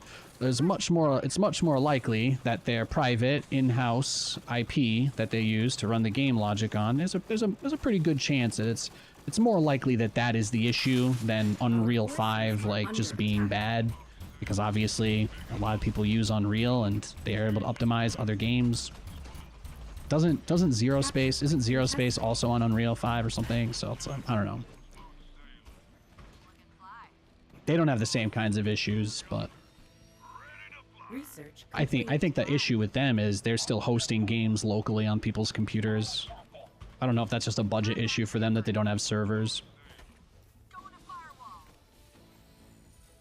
It's like when people talk about how Frost Giant spends their money, and it's like, well, you know, guys, they actually do have like servers that are up for this too, and then they play a beta for another game that runs like peer-to-peer, and you're like, I like Zero Space, but my least favorite thing about all the tests is that the game runs entirely peer-to-peer. Your lag is completely determined by the ping of you versus your opponent, wherever you are, which is obviously really terrible. So they've got a great campaign thing that they're working on, but playing through their betas was really tough because of that. I do play with rollback disabled for Stormgate, but that's also because I don't think it's really ever going to be the issue that my computer is the one lagging in the game. So the game would never roll back for me unless if my opponent lagged, he'd be rolling back, right? So there doesn't seem to be much of a need for it for me. Yeah, I don't ever foresee myself being the person who is lagging the game out. I just don't. If that happens, it's probably because my computer crashed or something, like a little more direct, I guess. Maybe we squeeze an Atlas or two in with that, I guess. I don't know. We'll see. That's never how it goes. We never go into mech because their answer is always going to be scythes for this, generally. Look at that. Our forces are under attack. No, you see though? You see the scythes? This is what I was talking about though. So yeah, he's got scythes now. That's why we don't go into mech. Insufficient supply. It's definitely like, you know, you'd be like, oh, Nathanias would totally want to just transition into mech out of this, but it's like StarCraft. He's gonna go air. So if I go mech, then all I'm doing is kind of making myself more vulnerable. So we're gonna stick with the air play. We'll just stick with the air units.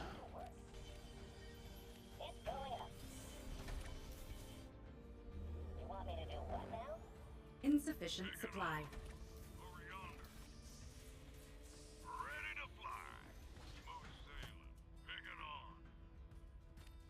Research complete. I just cranked him up. I just cranked it up. I was like, YOLO. This guy might not make it. If any of my guys don't deserve to make it back, it's that one. See if the Hornets can save him and give him a little bailout. Upgrade complete. There we go. So what I learned about these guys is that they kind of like don't take damage as long as they have shields. So that's, people try to micro these guys pretty hardcore because of that. But the scythes basically, they don't take damage when they have shields up. When they have energy, sorry, when they have their energy up. There we go. Nice dub. And think about what his build was, by the way. He just did a 2-base Argent shove.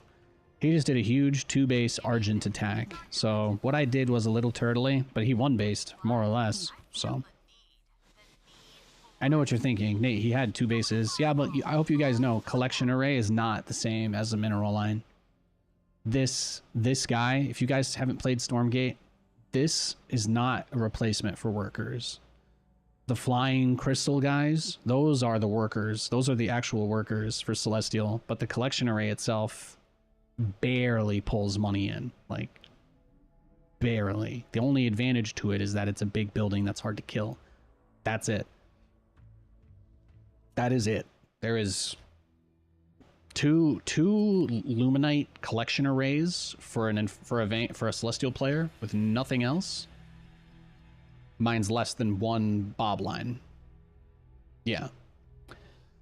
Yeah, it's like somewhere in that zone, exactly, Pointy. So if you see a Celestial being aggressive on 2 bases with no prisms, guys, it's the economic equivalent of a 1-base all-in. The only reason why they take the natural is because they kind of have to. That's really it. That's really it. Thank you for the $5. Purgatory says, let's have a great stream. Hell yeah, man. Hell yeah. Thank you. I appreciate that. I appreciate that very much. Nice, nice. I've been waiting for my earnings report to drop today.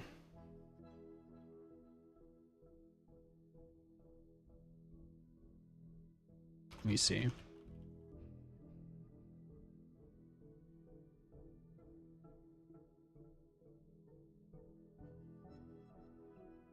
Oh, nice. They're out. $14.8 million in profit this quarter. Oh, that's awesome. There you go. Was that just off of interest? Not bad. Not bad. Look at that. What company? GameStop. GameStop.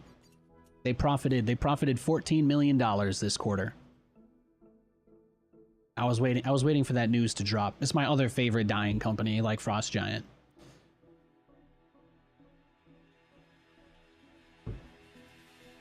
Then again, if Frost Giant had $4 billion and the CEO was unpaid, people wouldn't be so worried about the game being unfinished.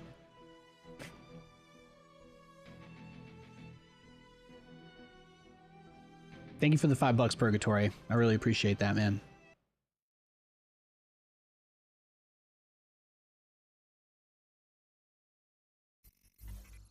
Yeah, that's not bad at all. You always have the weird random micro companies I've never heard of till you mention them. Now, the only other company I was flipping was Tell, but I mentioned it last week, only because they are officially done. They got bought, but I don't talk about most anything else. I like to talk about GameStop because I like to imagine that when you speak the words out there, you put the energy out there, and whether any of you guys care or listen is one thing, but I'd absolutely love to see all those hedge fund guys having to figure out how to live a real life without selling things that don't exist to people to scam them out of their retirements. People who profit off of the losses of others and go out of their way to make those things happen are they're bad people. They make society a worse place. With the LNG, right? Yeah, the LNG guy. Well, I think I tripled. I think we've got about, I have to look at the numbers, but I think this year we're at something like a 300% return so far. It's been pretty good. It's been pretty good. I mean, I think they still had like 2 billion when their price dropped to like $10 back in February. So we did very well off of that swing. And then Tellurian, they got purchased by Northbridge or somebody. I liked flipping their stock because their liquidation value was higher than the share price, which usually is just an indicator that the stock is oversold or overly diluted. But even though Tellurian's management was some of the worst I've ever seen, they still technically had the rights to a gas plant, and they had like a quarter or third built gas plant in Louisiana, which is still supposed to put out eventually, you know, like millions of whatever the measurement of unit is for liquid natural gas, but they're still supposed to do all of that. That was the only reason I liked investing in them, because if I was holding shares and something happened, I mean, yeah, again, they actually have something that they can sell, so it wouldn't be a complete loss. Wonderful. Now they ping-ponged between like 45 cents and 70 or 80 cents, more or less, for the ever since the first big spike, I think, a couple years back on natural gas prices. But they more or less just had the issue of everything about the company is perfect except the management is just completely incompetent and incapable of getting a deal done. I think the only thing that was holding that company back was literally getting a financier to build the rest of the already under construction liquid natural gas plant. So you're talking about a company where the CEO failed to sell one of the most valuable in-demand things that other companies aren't even allowed to build new plants or whatever. That was like a whole part of all of that. They're like, this is one of the last companies that actually has an active license to drill onshore and figure this stuff out. And they're like, we still couldn't make money even with that. That's like if EA Sports couldn't make Madden with like their exclusivity deal on football. Nuts. So obviously eventually somebody was going to buy them for pennies on the dollar because they're just grossly mismanaged. And when that happened, I think my cost basis, we were at like maybe 4,000 at like 70 cents. So it's pretty good. It's pretty good. Get free 20% on all of that, or 20 cents out of 70 would be closer to 30. So free 30% out of all of that's pretty nice. Always hit me with the Seraphim Rush. How can I help? Constructing. Uh-oh. Okay. Not enough luminite. I might not be able to do anything about this. We'll see. We'll see if I can finish this guy fast enough. Not enough luminite. Not enough luminite. That's the tough thing about this game, right? Your workers represent a lot more of your economy than in a game like StarCraft, so when you have to pull workers off to repair, it more or less completely obliterates your economy. Our forces are under attack. Which is tough. It's tough. Our base is under attack. You know what the cool thing, though, is? I actually do have... Upgrade complete. somehow have my Lancers killing all of his stuff. Our forces are under attack. Not enough luminite. Weapons go. Carbon clouds. Look and fly. Not enough luminite. Well, you have no batteries, and without batteries, it's hard to make stuff as Celestial, so... that's unfortunate. He just didn't really think about that. GG. Hey, Nathanias in chat and moderator overlords. Hello, meow. Hello, hello. What's with the purple fog of war? I unlocked the purple fog of war by watching people stream this game on Twitch. I do not know if the drop campaign is still going. It may not. It may not be. The drop campaign for Stormgate may have ended. But there was a point where you could have watched streams to unlock stuff. If you see a pop-up or like a drops enabled or a thing in the chat, it might still be going, but I doubt it. I don't think so. I feel like it was supposed to just run until September, so I think that's about all we've got. So yeah.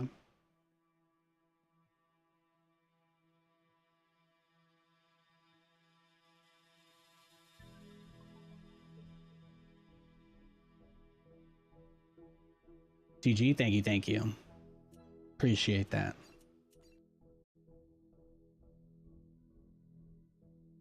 Imagine overlay on that purple,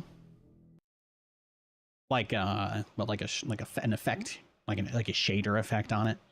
Technically, it is kind of a shader effect.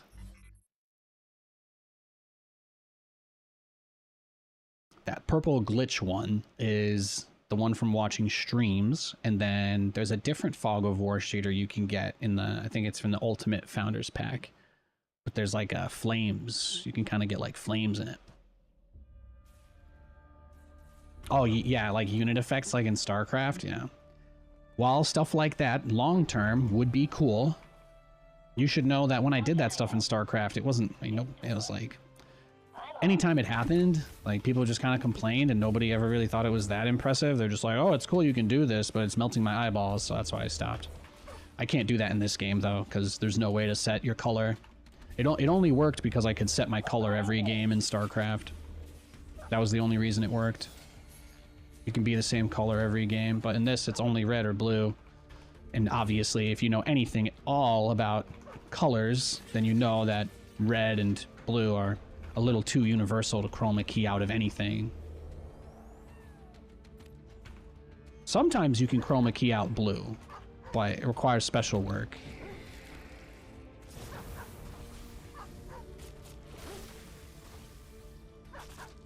But again, the problem would obviously be that in that situation, I would not actually be doing that, right? It's something else, so. The purple fog is nice, though. I like it. It's a little, got a little lavender haze kind of thing going on, right? We were talking about Taylor Swift earlier. Our forces are under attack.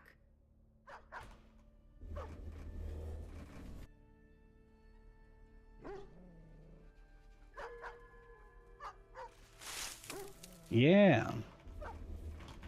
I mean, hopefully they eventually put like more interesting stuff there too, for sure. Oh, that's right.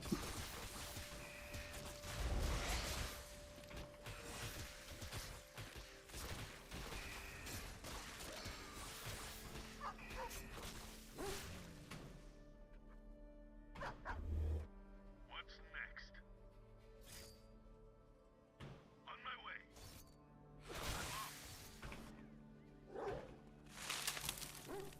Just got to make it as difficult as possible for them, right? That's important.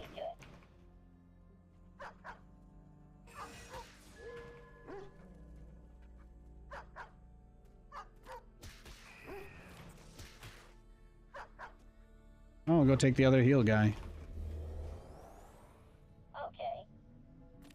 Alrighty. Capture point secured. You want me to do what now? Ready. Still here. What's next?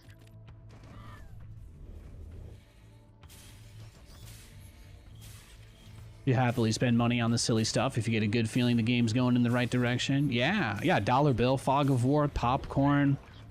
Get that green leaf, you know, the unnamed one. You want people, you want the edgelord 20-year-olds with nothing to do in their time to play this game. That's what you got to do. You got to get some. You need fun stuff. You need to look at all the stuff people really complained about in StarCraft that killed off the player base and bring them back. You know, people talk about how the skins are too fancy in that game. Good, crank that shit up.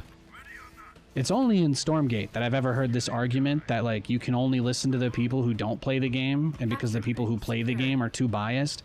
But I think the exact same thing happens in StarCraft as well. I think it's literally the exact same thing.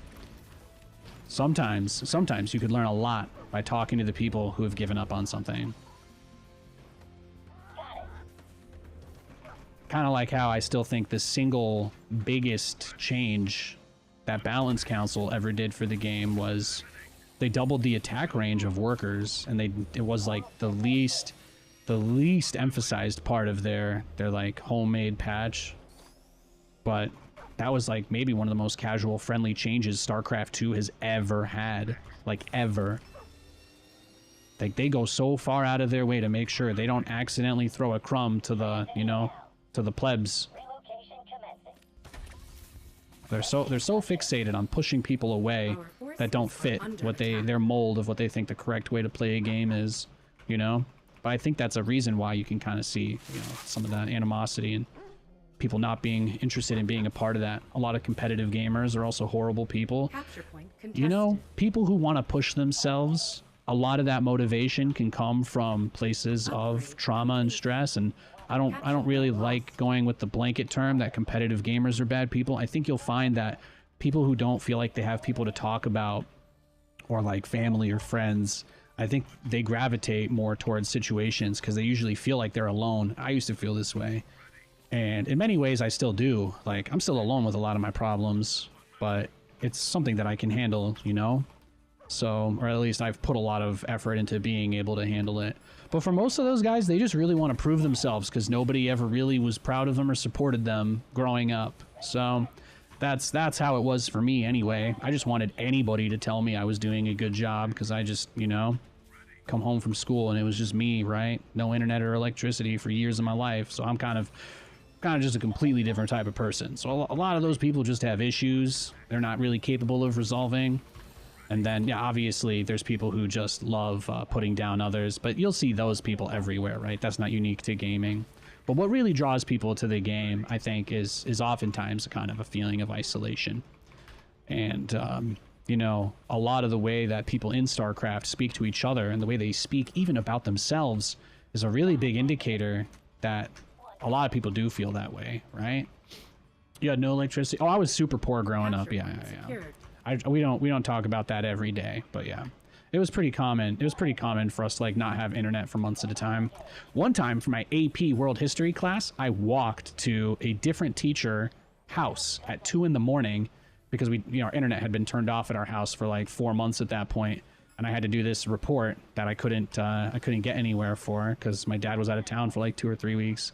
So I just walked in the middle of the night to one of my teachers' homes, and they let me finish my AP World History report in their living room at 2 in the morning, and then some dudes coming out of a bar peeled out in front of me on the freeway while I was walking home 2 miles back. Yeah, that's the kind of shit I dealt with. So, you know, it's tough,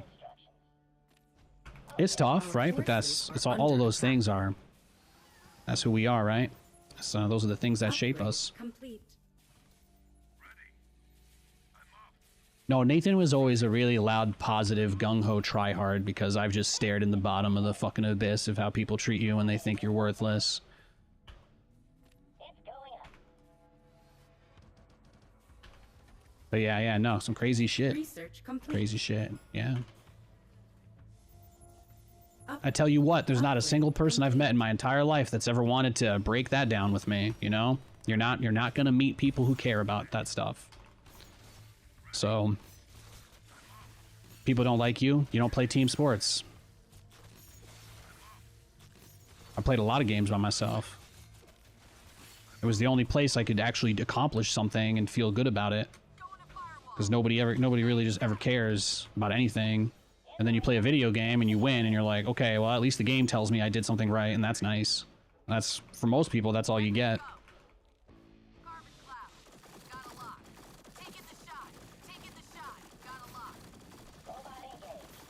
No, nobody's gonna ask me what I want to do in 2025, you know? That's not a conversation I'm gonna have with a single person in my plans for next year beyond work. You know, you just deal.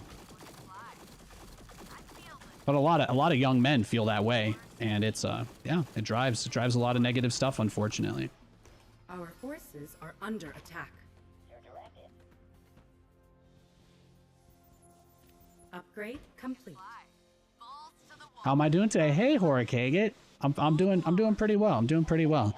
It was my second day of work. I'm still, still figuring things out, still getting the hang of things. Again, no details, but I did that. That was nice.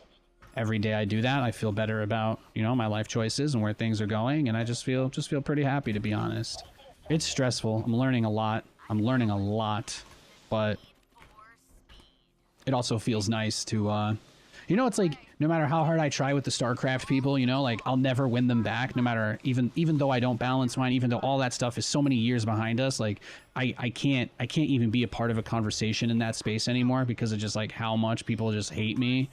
And it really makes me happy to be on a team where, at the very least, people are excited that I'm going to try and make their lives easier. So that is something that gets me out of bed feeling pretty excited. It's tough to put a lot of work into things and feel like nobody gives a shit. Or it's like, the only people that say nice things are like enabling you because they don't have the heart to tell you what you're fucking up, and they just watch you dig deeper into the mud, right? So, support.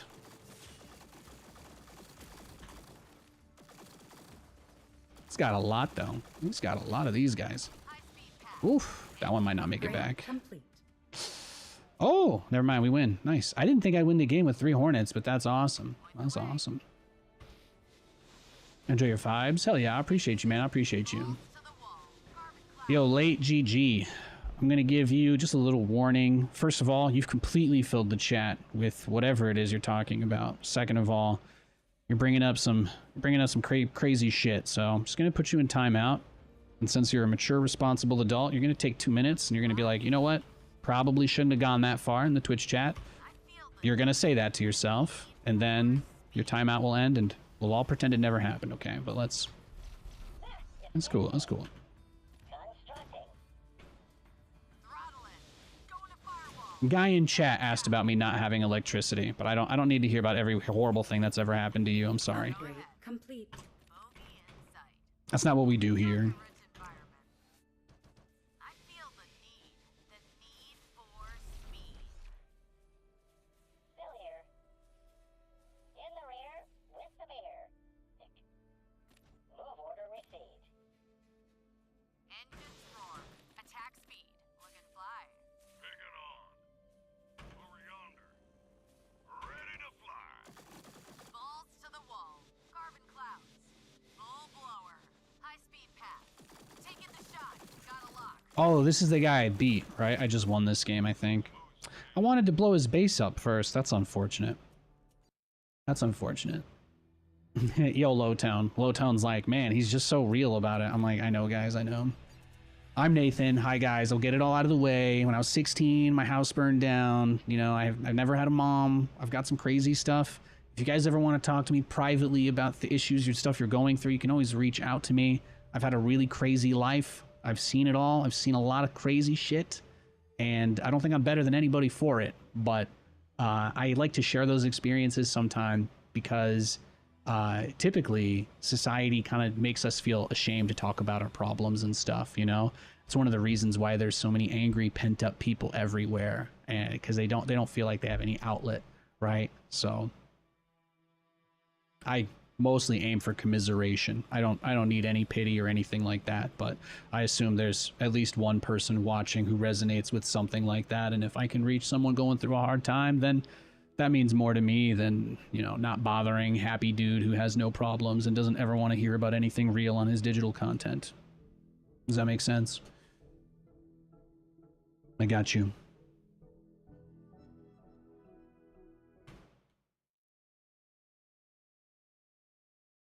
I'm a broke, motherless son of an immigrant. That's who Nathanias is.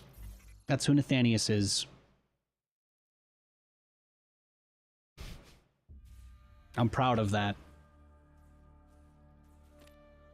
A lot of crazy shit had to happen for me to be where I am right here today. Setting cruise control. I wouldn't change it. Wouldn't change it for nothing. Wouldn't change it for nothing. Not enough luminite.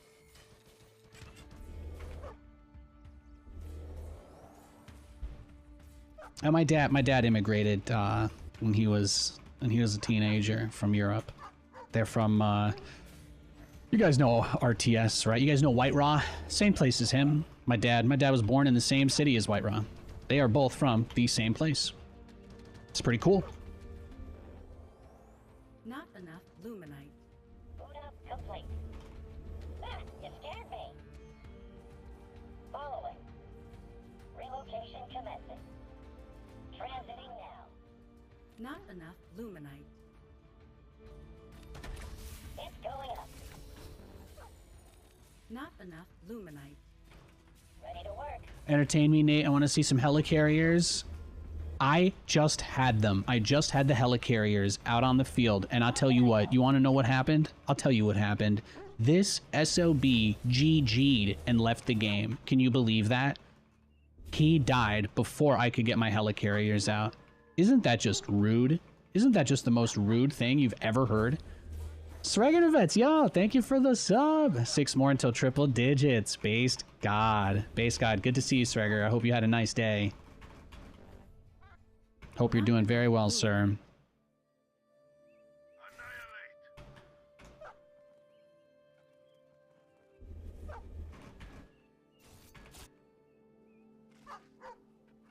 So this is pretty typical when you scout Celestial early on and see only Luminite.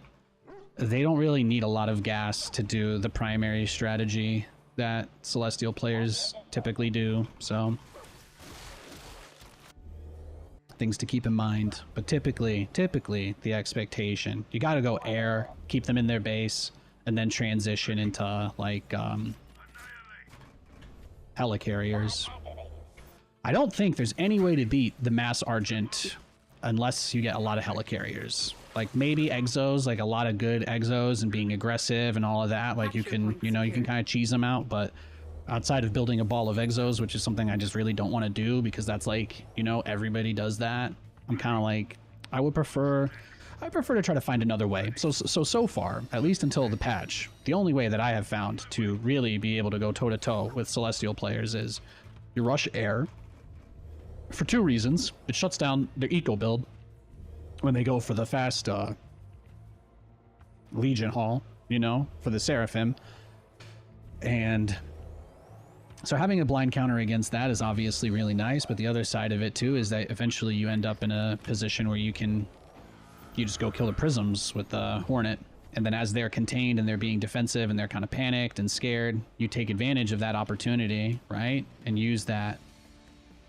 So while they're panicking and kind of throwing together that defense, this happened in the other Celestial game I played earlier today. So Upgrade complete. You scared me. All systems clear. yeah, you see, even sending those 3 bobs to build the Hela, the starport, you can kind of see that it doesn't really go at the pace you'd maybe want it to. Those bobs don't exactly split up perfectly. If they can get improvements there, like if they actually can show meaningful improvements with like the pathfinding and stuff like that, I think that'll be really big. I do think the graphics update, again, it was a day. Nice. What even happened to White Raw? White Raw has been, he's been out there supporting his country. That's what he does. Complete. I follow him on social media, and he just posts about, yeah, he volunteers a pretty tremendous amount of his time to try to help his country. So he's pretty based for that. That is what he's doing. That's why you don't see him gaming. He's got an actual real thing that he's pretty big deal. My air style is more fun to play than Exo Ball. I like to think so. Telling people that I only do my builds because they're fun has never resonated though. Like every time somebody's like, "Why do you build battle cruisers?" It's like, "Bane, tell me about Bane. Why does he build the cruisers?" And I'm like, "Because it's fun." And they're like, "No." No. I'm like, "It's fun. I don't know what to tell you. Battle cruisers are just fucking hilarious to watch fly around." And they're like, "No, it's because you're too bad at the game to do bio." And I'm like, "I've played 5 million games of bio already. I've only played 500 games of battle cruisers." And they're like, "No, it's not possible. The only reason that you could ever possibly make a choice or do anything is because you're bad at something else." And I'm like, Our forces are yeah, that's why you don't see me doing StarCraft as much anymore, because that's typically... I tried to stream StarCraft last week, and the only thing anybody the whole stream said was, "Oh, is Stormgate dead?" And I'm like, we're not even playing the game. First of all, we're not even playing Stormgate, so I don't know why that's on your mind. But second of all, why are you here if that's the only thing you came to say? And it's just another reminder again. There are people who just spend their time looking for absolute nonsense that they don't even care about, just to complain, just to complain for the sake of complaining. It's yeah, it's yikes. It's yikes is what I was going for there. Mind-blowing though. Mind-blowing stuff. Well, like I said, the Foreseer guy, right? Like the Foreseer guy that has the hate Discord for Stormgate up. Like the fact that stuff like that even exists, you know, mind-boggling.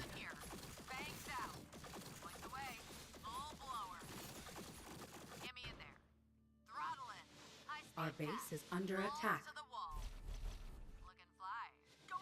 You got full-time haters for an early access game. You got version 1.0 fans. It's good though. It means there's a lot of eyes on the game. I think we can all agree. I think we can all agree that whether you think they've hit the mark or not, the things they say they want to do are still pretty awesome. So I'm gonna pull up the little teaser that they posted for anybody that hasn't seen it. I'm gonna pull it up after this Not game. enough luminite. But they did put out a really nice preview of how the maps and the terrain and the lighting in the game are gonna look vastly different going into the patch next week. So that is the thing I'm excited about. I already know they're gonna make a lot of balance changes. We just, you know, that's just not something that that's not my news, not my tea to spill. So I'm not worried. And no, I probably shouldn't tell you that, but the truth is I'm only letting you know that I know, because I'm not worried. And you know how much I hate the dog build. You know how much of a whiner Nathanias is. And if I'm not worried, then clearly they're buffing Turtle or whatever. So you can just go with that assumption, because that's honestly a better game than what they have right now. And yeah, I'm pumped for that. I already know there's going to be some good balance changes. A lot of problems are going to get fixed. It's going to be a more interesting game. But as a nerd, people forget that Nathanias is always streaming the game on the maximum graphics settings, because I'm a nerd. I love getting everything I can out of the experience, and that is why I'm one of the only people who streams the game completely maxed out. But I got to be honest with you, it doesn't look like a fully maxed out Unreal 5 game. Like I was saying, I just, you know, me and my wife just cleared a whole lobby as Dr. Doom in Fortnite, and that's, you know, same engine, except the only difference is, I'll tell you what, game looks a lot worse, right? So if they can continue to make progress with their engine and with the visuals, I think that'll be really good. And for anybody who just joined the stream, I thought that the most interesting part, in fact, I'm gonna demonstrate my point by simply giving you evidence. That's probably the easiest way to do this.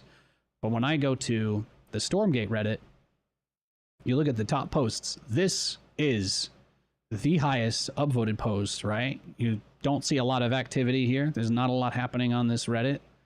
Maybe 100, 200 for drawing Stormgate badly until Amara rework. But even these people, this guy, he's got a popular post and he's just making a meme out of it. But this is literally what they announced. So imagine this. People talk about how negative and toxic the Stormgate Reddit is. This has 900 plus upvotes, and the comment section is just people talking about, I clicked on the dude's name on accident, but the comment section is just dudes talking about how nice it looks. It looks like the same textures. It looks like the patterns are the same. It just looks like whatever shading method they've done or tessellation on the grass. For me, I think personally, the camera even looks like it might have gotten the teensiest little bit of an adjustment. But overall, you have, you know, it's a huge difference in terms of these rocks right here. They're kind of an afterthought here, but here they really stand out, you know? Like they feel like an afterthought in the above image, and then here it's like, okay, yeah, you can kind of see stepping up onto this from the path. Personally, me, Nathaniel, I think this looks significantly better than what we have in the game right now. So, and I really just like to make it clear that this is the most positively received piece of information that Frost Giant has revealed about the game since early access dropped. Since July 30th, every single thing that Frost Giant has posted, shared, or discussed has been not just argued with or crapped on, but like almost maliciously picked apart to the least scientific degree imaginable for the sole purpose of making it really seem as terrible as it can be. And then they give us one real crumb of improvement, and you can see the people that care all of a sudden here. Lighting makes a difference. Looks prettier. A lot of similar comments. Yes, excited to see this live. This looks miles better. Kilometers even. People are starting to shitpost and meme again. Nature is healing. Nature is healing. This is what I'm talking about. This is good. This right here, and if you go to almost any other post, let's go to Hero Marine. Hero Marine made a clip about the game earlier, right? And what is it? It's just people talking about problem with the game, or units are bugged, hotkeys. For the most part, people are really, really focused on every single aspect of the game that is not to their liking. But this one single picture that they released, this is the only teaser they've given us at all. This literally has somehow managed to completely penetrate the shroud of doom posting. And I think it's being overlooked a little. Just again, how negative the sentiment is, and how on this one particular post, it is so positive. So, as someone who has critiqued the graphics heavily since alpha, this looks great. At least 10 people agree with him, right? You know, this is good. It's very good news. It's very good news. You guys have played Persona, right? You know how the whole metaverse is supposed to be like the feelings of society, sort of, that you're kind of, you know? I feel like the negativity on Reddit is somewhat astroturfed. I feel the same way. But whether or not that is the case, this is still a huge victory for people that are, you know, giving the developers time to cook. You got to give them time to cook. And some people did ask what changed based on the feedback, but a lot of people don't realize this. We have been playing in the beta and the alphas a much worse game than what is out now. And I think this is maybe this is the only real mistake. I think this was really Frost Giant's biggest screw up, more or less. But people were willing to put up with a lot. I don't know how many of you guys played the closed beta, but a lot. There were thousands of people that were happy to play tons of games, and there were only 2 races in the game for a long time, and the pathing was worse. The performance was worse. It was even buggier than it seems now. That's one of the reasons we weren't allowed to stream it. All of that being said, they always told us we want to build everything up and then polish. They said polish should always be the last step. But hey, people came out and said, look, we do not want to play with Legos until you're ready to spend on graphics. We want to see some of that now. That's what people asked for. That's what people demanded from them, and they're giving it. They're showing that that's what they're focusing on. They said a couple of weeks ago they were reprioritizing improving the game to polish and make the presentation better. And I think that that's huge. Only plus in those early days was Dog was actually used as a scout. Well, I think when you look at the player numbers, right?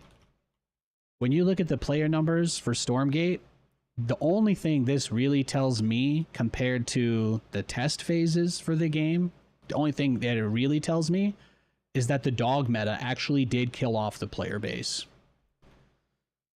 I legitimately believe that if they had addressed the Dog issue, I think they probably still maintain a decent amount of their players and streamers. But that's kind of my other point. In the beta and in the alpha, the game was so much worse and so much buggier, and we put up with so much, and yet there were way more players. I don't think every single one of those people were wannabe content creators who felt like their bubble got popped. Maybe some of them. I know a bunch of people have already abandoned it or whatever. But this right here demonstrates to me the biggest misunderstanding that Frost Giant had is that people actually did kind of like where the 1v1 was. So, you know, them flipping everything to be about taking camps was a huge fuck up on their part. And then obviously the Dog thing just made it worse. So I think as long as they address the Dog situation and bring the economy more towards RTS gameplay and further away from like MOBA gameplay, then with these graphics improvements, they have a pretty big opportunity to win people back. What number of players do I think is a decent amount? For an early access game, I really have no idea. I'm not going to defend the early access thing, by the way. If you want to call that out as a gotcha, I don't work for Frost Giant, so I don't think the game, I think the game's kind of like a beta still, personally. I'm one of the most positive people about the game. It plays like a beta. That's not meant as a diss. You're not going to hear anybody try to make a more good faith argument for why I love this game more than me, but it's basically still a beta. It's not feature complete until people can change their hotkeys, so it's impossible to argue that it's out of beta because it's obviously not feature complete. So I'm one of those people who goes by the old definition of recession that we used for the entire existence of humanity as well. We only change the meaning of words when it's convenient. Our forces are under attack.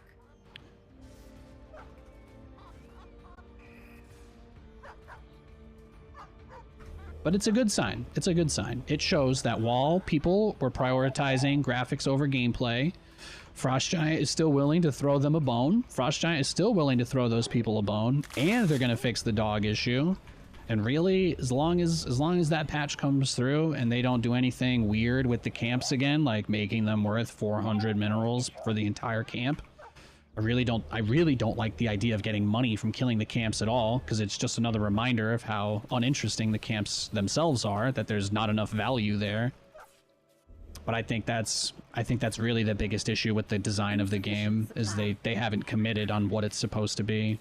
You can tell because the patch that killed off most of the player base was the first time. It was the first time. At no point in the alpha or beta did the camps give money like this. Just so you guys know that. It was never like that in the test phase. It was never, ever, ever like it is now. And people played through that. People didn't quit the game because there were only 2 factions and the game was super buggy. People didn't quit and there were no hotkeys, and people didn't quit. People did not quit during that.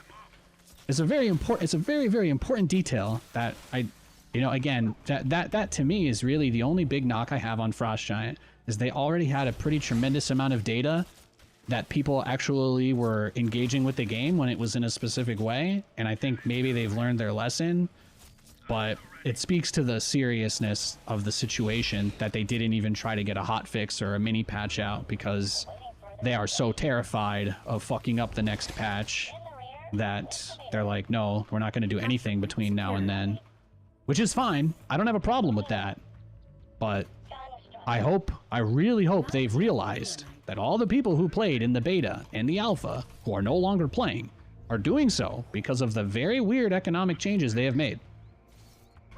If you want to make this Vision Camp interesting and you want to be a game designer and come up with something fun that makes me go, oh, wow, yeah, Vision Camp's kind of cool, great.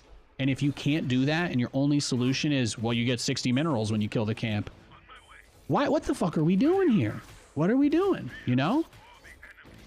Why not just make workers mine more? Why have camps at all? If the only purpose of the camps is to get money because their abilities are too boring to be useful, why are there camps? This is my problem with the game. This is my problem with the game. Because that's the only thing to me that demonstrates, again, why I say it's still like a beta, because there has not been a clear decision made about what the economy should be like. And for all we know, they're going to completely rework how, like, resources work at some point or another. Like, that feels like it's on the table. It feels like it's on the table. For all we know, like, I don't even... So some of that stuff, that's where my real concerns are. Like, the design stuff, there's some extremely questionable... There's some extremely questionable things that there's just no answer for. Like, the camps have all given the same abilities and shit from the earliest versions of the beta. Like, almost nothing has actually changed with how the camps even function since the earliest tests. So I really struggle to understand what exactly the point of the camps is, if the only purpose they serve is to replace the game's economy. That's why nobody's playing Stormgate right now. That's a big reason, because it doesn't take many games of playing to realize that you're either just W keying every single camp, like your life depends on it, or you're gonna lose. There's just not much you can do about that. But I think a lot of closed beta and alpha testers who abandoned the game probably did so because they did a complete 180 on the entire design of the multiplayer after we all tested it for a whole fucking year. You know, it's kind of... I try to avoid insults, but I'll say it came off like kind of a dick move. It felt like a dick move. I'm sorry.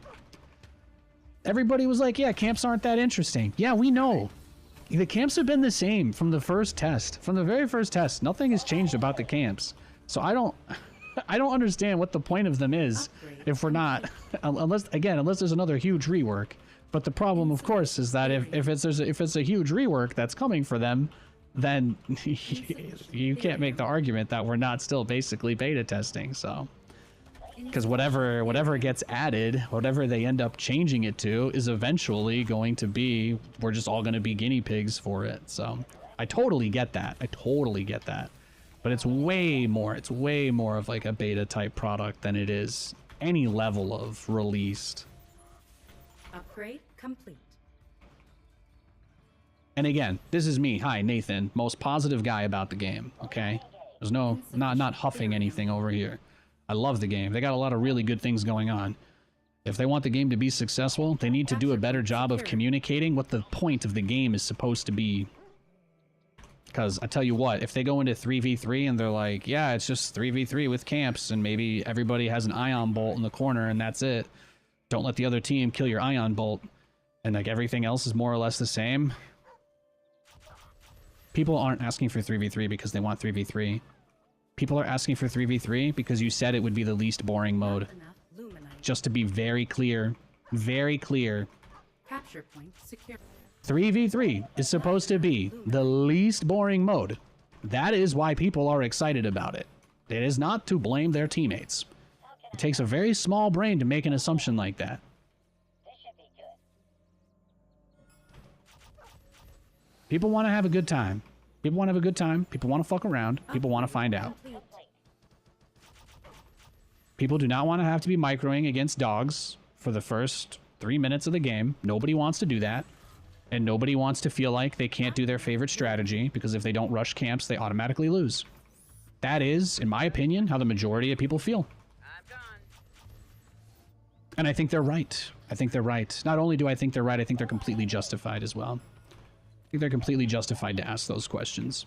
But do I think that that justifies the company going under arguments people make? No, that's a little silly. That's a little silly. Because again, all you do is basically telling a prospective buyer, hey, if you buy this studio, there's only like 2 or 3 things people really don't like about this if we just finish the game, so. I'm sure you already talked about it, but Noni's video. You know, I did watch Noni's video. I mean, he said a lot of things that I agreed with. Again, my biggest problem is that they are trying to act as if what they have is some level of close to the final product, but it is just so very clearly not. And I don't mean from the visuals or the production. I do mean from a gameplay standpoint. I mean, they've been working on this for years, and there doesn't seem to be a clear vision for what camps are. And it is, it's costing them players. It's costing them players using them as, like, live testers for it. But we haven't even had, like, an official post or something that's like, hey, guys, here's our goal with camps, right? It's like, no. We want people to have more interactions out on the map. Well, you don't need camps to do that. You could just put 50 more of the healing fruits. You could just get rid of all the camps from the game and put 50 fucking healing fruits all over the ground. And guess what? People will go fight over those. You know what I mean? Like, yeah, you want to give people a reason to go out on the map? There's a million ways to do that. Why camps? Why specifically a camp? Why is it specifically a zone that could be traded back and forth? That encourages you to, you know, stay spread out and not engage your opponent for lack of having the camp back capped, right? It's like there's plenty of issues with the design of them themselves, but my primary issue is that there is nothing interesting. There is nothing interesting about any of the camps. Our forces are under attack. They all give you money, and beyond that, they more or less do nothing except the speed camp, which is so good that is problematic. So it also doesn't really help. Destination locked in. Destination locked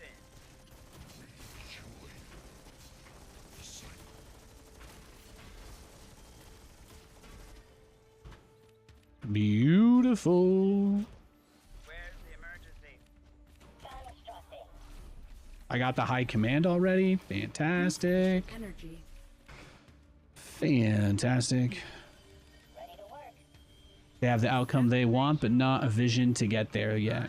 Yeah. I'm gone. Capture point contested. In transit. It's like, you know, the reason why Zelnaga watchtowers are useful, like people fight over Zelnaga watchtowers, right? And they are more or less, they don't do really anything. They just give you vision over a specific area that is map dependent. So let me ask you, chat, why do people care about Zelnaga watchtowers in StarCraft? Does anybody know? Does anybody have a theory? I have a theory. I'll tell you mine, but I'm just curious if anybody wants to take a stab at answering this one before I give my opinion. You're not wrong if you say something other than what I say. It's just an opinion, that's all. Upgrade complete. Incoming. Coming in hot. Because they look cool to see where the opponent is. Yeah, to see where the opponent is. That's true. They do it to see where the opponent is. And typically, Xel'Naga watchtowers are positioned on the map by the map makers in such a fashion that they specifically give vision of key areas on the map, right? Now, I have seen more interesting fights over Xel'Naga watchtowers in the early games of random matches I've even played in my own games, not even pro level games, even my own fucking games. I've had more interesting interactions fighting over Xel'Naga watchtowers in StarCraft than any single interaction I have ever had with a camp in this game, because the only thing that you can do with a camp in this game is either steal it or have it stolen, but they don't do anything. They just give you money or a little bit of heal or a little bit of speed, and unless you are in a fight on that camp, majority of the time the benefits it provide are more or less meaningless and not really that impactful. And just because some guy with glasses on can say, oh well, actually the stats say it is impactful, nobody feels that way. So guess what people's feelings actually do matter. You know why? Because it's a fucking video game. It's made for fun. This is something that people are going to do, you know, when they get home from work or stuff like that, right? It's not the whole entire point isn't to make camps as balanced as possible. You make camps as interesting as possible, and then you can have a specific nerf for them just in 1v1. Just for the 1v1 tryhards that are like, I don't want my game to be too fun because I get upset when I lose to stuff that I don't play myself. Most, you know, it's a big thing for competitive gamers. They hate losing to stuff that they don't do themselves. That's usually the #1 thing that sets them off. Our forces But people just want to feel like they can do that. People want to feel like they can do that.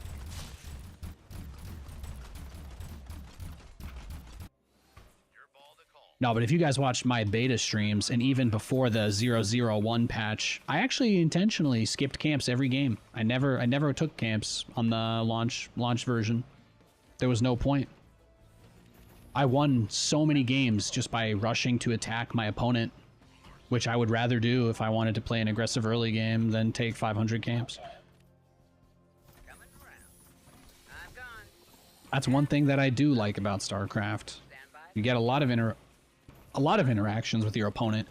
What they don't realize is that something that people don't like about StarCraft is that a lot of these interactions are they're like very one-sided. Like, StarCraft is a tilting game to play because too many interactions in the game are completely one-sided. Well, looky here. Like, everything that has to do with ghosts is entirely on the Terran to just not let them get fungled and land perfect snipes.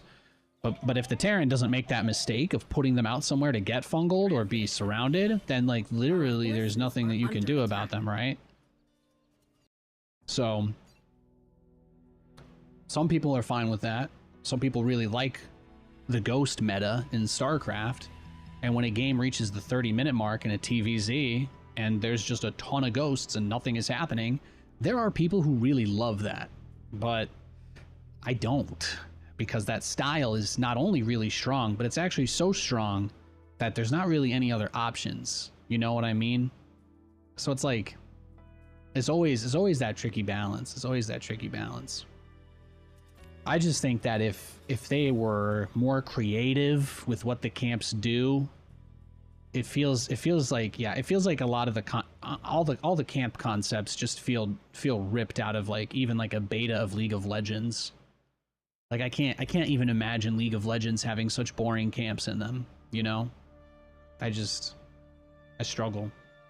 One of my favorite things about competitive League of Legends games are that there are some camps that give a really significant bonus, but it's not just because it gives money or a buff, but it's like there's a time at the game where everybody knows that, like, hey, this thing is gonna spawn, and if whoever takes this when it spawns will get a permanent, like, 1% buff to a stat or 2% buff to a stat if you get, like, multiple of them.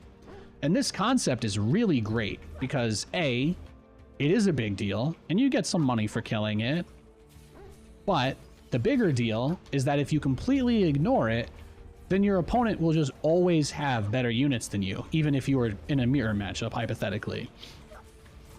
You know, you don't want to have turtle games that get drawn out. You don't want to have turtle games that get drawn out. Put fucking dragons in this game. Let me fight somebody at the 7 or 8 or 10 minute mark. Let me fight somebody for a 1% damage buff for the rest of the game. You want to make your game actually interesting, because that's what popular games do. That doesn't seem very balanced or fair. It's 1%. It's literally, it doesn't have to be, oh, all your units gain 20% damage. It's like, be smart about it, and then you could make an interesting camp that spawns in a certain situation or a certain scenario, and then when the players see that, they're like, look, I'm only gonna have one chance at this. I really can't afford to let my opponent just have this every game. Unless, you know, if you're one of my like ranked teammates in League of Legends, then obviously you have never taken a dragon in your entire life, so you just don't even know. But trust me, they give stats. It's pretty cool. But everything camp wise in the game is just so it's just uninspired. I don't see anything interesting about half a health regen per second for 3 minutes that I have to fight over. There's nothing interesting about that. At least in like League, red buff can be stolen, you know, but you don't take red buff and then have to stand in the bush next to red buff for the rest of the game, hoping your opponent never walks into it to take away your benefit for free that they didn't earn at all, you know? Yeah.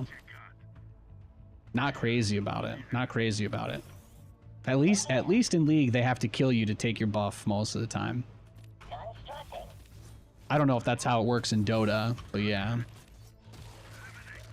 To me, it seems like they're not even sure if they want camps in the game, but they also seem like they're really trying to hammer in that they are never getting rid of camps. So that's the most confusing thing to me. Hey, Seraph, thanks for the resub, buddy. I don't have the number of months or anything on my teleprompter. I just see that you resubbed and I see your message, but thank you. Thank you. It's good to see you, man. I'm stoked for the patch.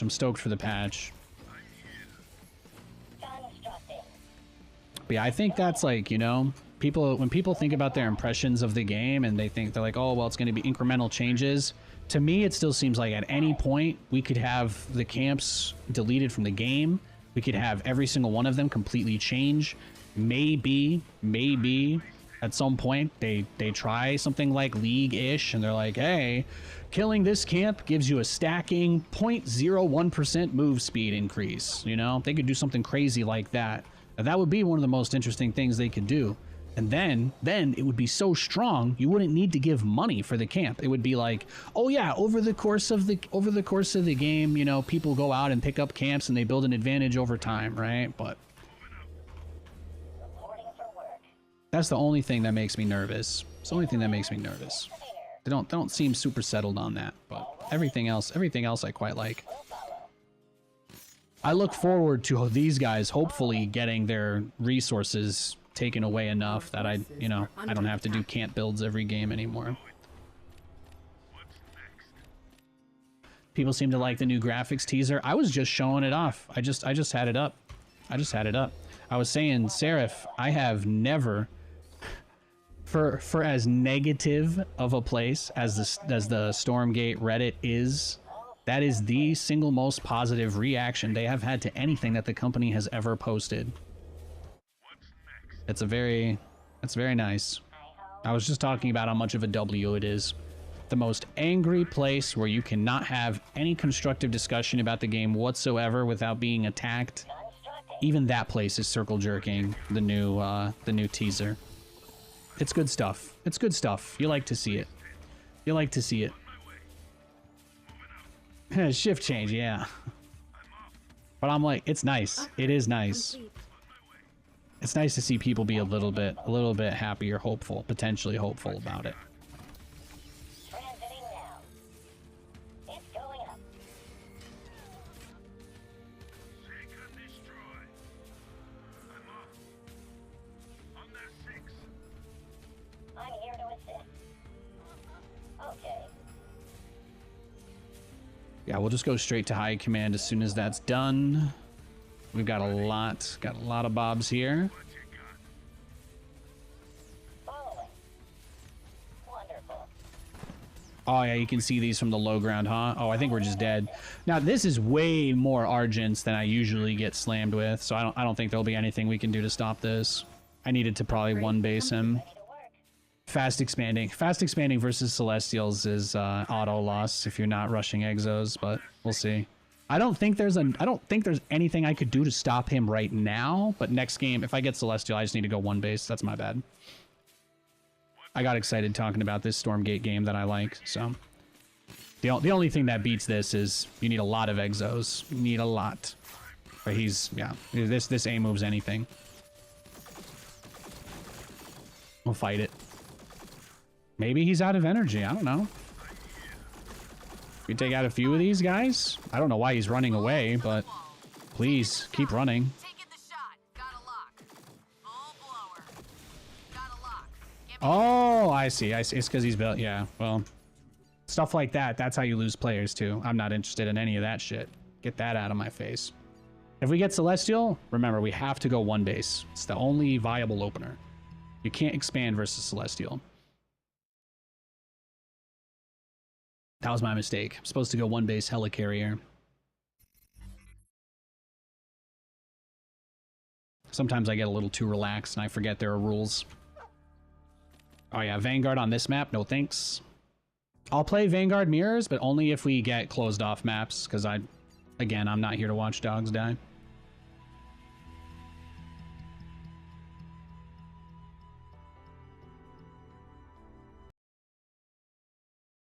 Broken Crown, is this, can we wall off on this map? You do think camp spawning after a certain point would stop the early game? Yeah, that's, again, that to me is the most, that's the only thing that makes me nervous. A lot of that type of feedback has been being given for a very long time, especially about trying to make the camps do something other than, you know, like, yeah, this conversation I've had like 5 times already with different developers over the last year. So I don't know. I don't have a good answer to give you guys. I don't think the camps are interesting. I don't like them. I think that they mostly just serve as a mechanism for people like punishing and killing each other, and that's about it. So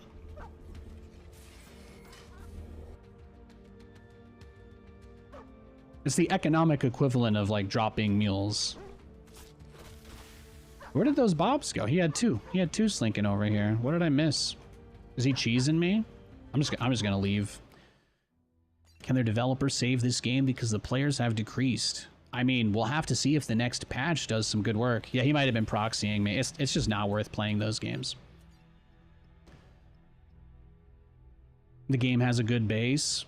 I think that, again, so what I was saying earlier is when the game was way buggier, had way worse graphics and worse pathing and worse AI and worse balance, and there was only 2 races, there were more people willing to play because the game was focused around like macro play and camps were not that dominant. But the moment that they made everything about these horribly designed camps that have no interesting aspects to them, off a cliff. There's nothing in this game camp-wise that's as interesting as the wraiths that spawn at 1 minute and 5 seconds in League of Legends. I'm sorry, guys. There is no camp in this game that is cooler than wraiths to me. And wraiths don't even give you anything. Those actually are just money camps, and I still think they're more interesting than any of the camps in this. I'd be happier if they tried to just rip off red buff with the healing camps. I'd be happier if they just tried to rip off blue buff with the energy camps. And I'd be happy if they they made a rip-off of Dragon for a time base. Hey Nate, I'm a bit of a statistic nerds and keep track of Stormgate believers and haters in a Google spreadsheet. You are currently listed as a believer, but it seems I should change you to a hater instead. I don't know who you are or like what your agenda is, so you can just write me down as has a huge schlong. If you could just mark that down, that's the only thing I need written on my notes. Thank you. Yes, it is important. It's very important. So like I said, everything else that they've been doing, I really like. But the only thing about this game that they've given me zero confidence on is the camps. And then look at this map. Actually, this map's a tremendous example. On this map, how do spawns even work? You have a speed camp outside the natural of 2 players, and then the other 2 players just don't get a speed camp at all, which is the most transformative thing in the game, right? And they've just left this map in the pool to be like, oh, we just wanted to know what it felt like if you got speed camps and your opponent didn't. And I'm like, you not see how this demonstrates the issue with the design of this? Is like, it's not even possible on Broken Crown to get more than 2 healing camps. So the entire balance of the game is completely fucking different on any map where there's more than 2 healing camps. You know, to me, it doesn't really seem like that hard of a problem to guess is going to happen, but that's the most negative thing I can say about the game. That really is. Otherwise, yeah, generally like everything. To be honest, you cannot find a good reason to play Stormgate when you have SC2. I mean, for me, I'm so good at StarCraft, I only play the same 2 people every game because the ladder is dead. So that's why I prefer to play Stormgate. I don't know who I've played against today, which is a benefit of the streamer mode, but I probably played more different opponents today than if I had played StarCraft today. I think StarCraft not getting updated anymore is really what kind of killed it for me. Just seeing, you know, it's like seeing that the space is kind of taken over by third parties, and yeah, all the changes are made by anonymous people with no obligation to the scene or the community, so I'm not crazy about it. Oh, is his Vanguard mirror? Well, he's going Lancers, I guess. Oh, he proxying me? Let's go next. Upgrade? How do you feel about casting / viewing Stormgate? Do you feel it is entertaining? So, I would strongly recommend you check out the Stormgate Nexus tournament that we did in the first weekend of September, last weekend of August. It was sponsored by some money management fund. Beowulf ran it. It was on Beowulf's Twitch. I would strongly encourage you to check out the semis and the finals of that event. I thought it was really nice. There are issues with the game, but that tournament was awesome. Percival versus Laser. I mean, a Laser shit on Percival, but I don't really care. Vanguard's boring right now. Vanguard is horrible. I really don't like where it is with the dog stuff. Until that gets fixed, I just don't care. But I really liked the Celestial Infernal matchup between a Laser and Parting. I thought that was incredible. I think if you haven't seen a Laser versus Parting, you don't actually understand what high-level Stormgate can look like. And it wasn't pretty, it wasn't clean, but it was a hilarious, and it was a really interesting and entertaining match to watch. And as a caster, as a commentator, there's 2 schools of thought. There's the, I'm really desperate to get hired again, so I'm gonna just information vomit at every opportunity. This is what people who want to make money, but don't have confidence, this is what they do. They just spew numbers as much as they can. They try to show off their knowledge and not really break things down or analyze them. But the way that I like to approach everything is from the angle of what keeps things interesting. So for me, there's nothing more entertaining than seeing something that I haven't seen before, because I don't give a shit if I can tell chat that I knew it was going to happen, because I don't fucking care, because I'm just there to tell everybody what's happening now and why that's interesting and why that's cool. So from that aspect, I've been able to get that out of Stormgate, and I have liked that, thankfully. And I tell you what, man, they asked me to cast this event, and I'm like, dude, you want me to give you 2 days of my weekend for free to just cast this while everybody's shitting on it and hating on it? And you know what? Bro, I told myself it was going to be so horrible in my head. I told my wife, I'm like, Kate, this Bayo guy seems like the only dude who doesn't think I'm a piece of shit, so I want to do something nice for him. So I'm like, I'll just do this, I'll sit through it, and I end up having a great time. I go in super nervous. I'm like, we're going to sit down. People are going to mass dogs every game. People are going to be like, this is why nobody plays. And that was my full expectation. And they were completely supplanted. It didn't end up being that way. Percival tried, as you called out, Percival tried to cheese the shit out of a Laser. A Laser broke him, Bane style. Everybody's like, oh yeah, well, Vortex and Lucifron, Well, guess what? Mana just shit on them. Vortex has this unbeatable cheese. Celestial can't hold this infernal cheese. It's impossible. Wah, wah. Guess what? Mana shit on him. It was amazing. It was incredible. I watched all these different strategies that people whine about. I watched every single one of them lose. I watched them lose almost every time, and it was amazing. And the best part isn't even that. It's that because we had so many best of 5s and best of 7s, that there were moments during the match where a player realized they couldn't just do the same shit every game. And we actually got to see some really interesting creative decision making. That tournament was awesome. That tournament was amazing. The viewership was like double the active player count while it was on, which only means one thing. Obviously, there's something there. But let's go back to StarCraft. What is a strategy that plagues the ladder, makes people uninstall, and generally leaves a bad taste in their mouth, but also has extremely limited usage in the pro scene? We got any takers? Any ideas? Can anybody think of a strategy that you hear about all the time? People hate it. People hate playing against this, but you watch tournaments and you just never see it. You just never see it in tournaments. But it's so, people are so frustrated when they get matched against it, right? Now, this is the mistake that StarCraft made, is because they use this pro scene thing as part of their argument for why there needs to be so much bullshit in the game. But let me tell you, not only do you rarely ever see people proxy Reapers in pro-level TVT anymore, not only do you never see people proxy Reapers in pro-level TVT anymore, but I guarantee you, half the Terrans that have quit the fucking game in the last 10 years probably did it off of getting proxy Reapered. So let me ask you, whose experience matters? The one guy playing at the very tip top with a strategy that is considered so bad at the pro level that nobody even does it? Or the guy who just wants to log on, have an edible, play a game or two, enjoy himself, maybe play one game in the whole day, and he just gets Reaper rushed because it is such a good strategy that you can fucking do it every single game all the way up to Grandmaster.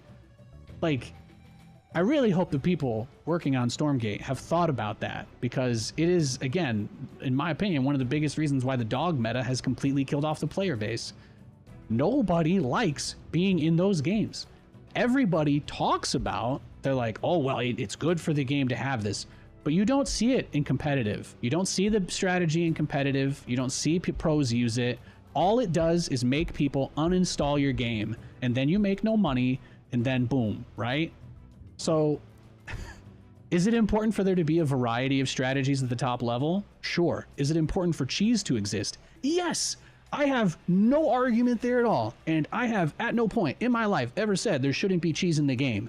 But there is a huge difference between I made 2 racks outside your base on a map where there's a cliff that you can't even send a worker to scout without sending like 2 or 3 of your workers out at the beginning of the game. There's a huge difference between that and, oh, I have to actually build it in his base. I have to sneak it around him. Like, in StarCraft, there are so many cheese strategies that are infinitely easier to execute than macro builds, that there is just a huge disconnect between what people see when they watch pro level games, because these strategies never happen. They are so fundamentally bad when you have any level of preparation against an opponent. It's not that like Cannon Rush is a non-viable strategy. It's just that if I had to play in a pro match and I was against, you know, Nina or Maximus Black, and I looked at your match history and I saw the only strategy you've done for the last 2 weeks was Cannon Rushing, guess what? That's gonna help me. So on the ladder, that doesn't exist. So it's a super important balance for them to hit, because yeah, pretending like the pro experience matters more than everybody else's is exactly one of the worst things about StarCraft. And I love StarCraft. But you know, they kind of kick people out of their own system by being like, well, if you don't enjoy getting Reaper cheesed in half your games by barcodes, you just won't like the game. Like, that's just how it is, and that's why people stop playing. It's a really important thing to keep in mind. When we had that internal meeting where they're like, yeah, we're gonna make an advertisement where we call StarCraft the Dark Souls of esports, I'm like, what a great way to remind everybody this game will never be fucking accessible. I see that Dark Souls has way more accessibility features than StarCraft. most people who don't play Dark Souls are unaware of this, but Dark Souls games are actually among the least punishing RPGs ever made. It's crazy. It's a hard thing to explain, but Not enough luminous. having gone through and beaten all the Dark Souls games and Elden Ring, I can tell you those games are really fun. They're incredibly fun. Nowhere near as difficult as people make them out to be. Our forces are under attack. They're very fun games. You respawn like the room before the boss every time. If there's an item in the boss room and you walk in, grab it, die, you'll respawn and you'll still have the item. Like, there are so many ways to use the mechanics of that game to play that it's incredibly interesting. And maybe that's why people think it's hard, because it like requires some brain power in ways. But every aspect of the game is super forgiving, outside of the fact that no, it doesn't autosave mid-boss fight. That's it. That is it. And then they're like, no, well, people like Dark Souls because it makes them feel miserable. I'm like, that's not it, bro. That has nothing to fucking do with it. That has nothing to do with it. Our forces are under attack. Half the people like Dark Souls because it's a really fun, great game franchise. And the other half of people like it like StarCraft, so that they can just shit on people who don't play the game and pretend they're cool because of it. Which is obviously not what you want to build a community around.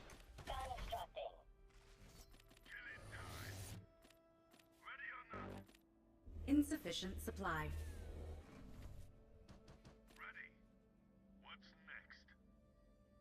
Yeah, I think that people were really willing to put up with a lot of issues in the beta because they actually had gotten the meta to a somewhat decent place.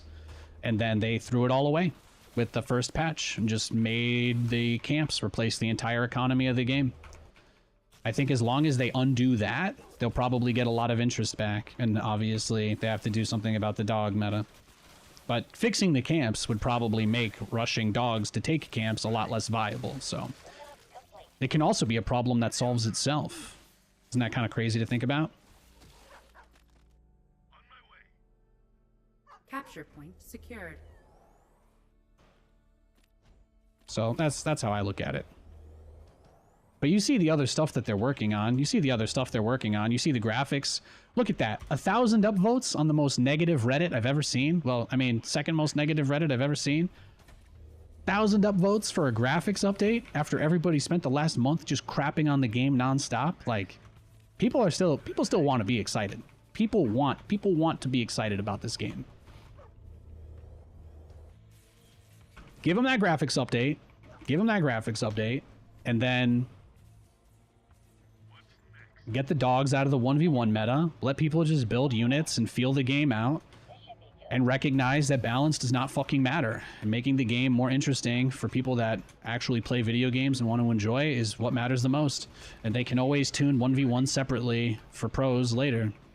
It's just not as big of a deal as they make it out to be.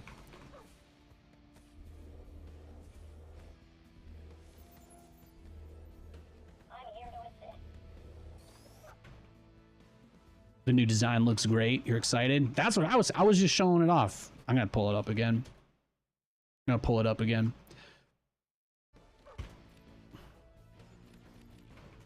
He's got a lot of brutes, so I wasn't sure if he was about to try and hit me there. Our forces are under attack.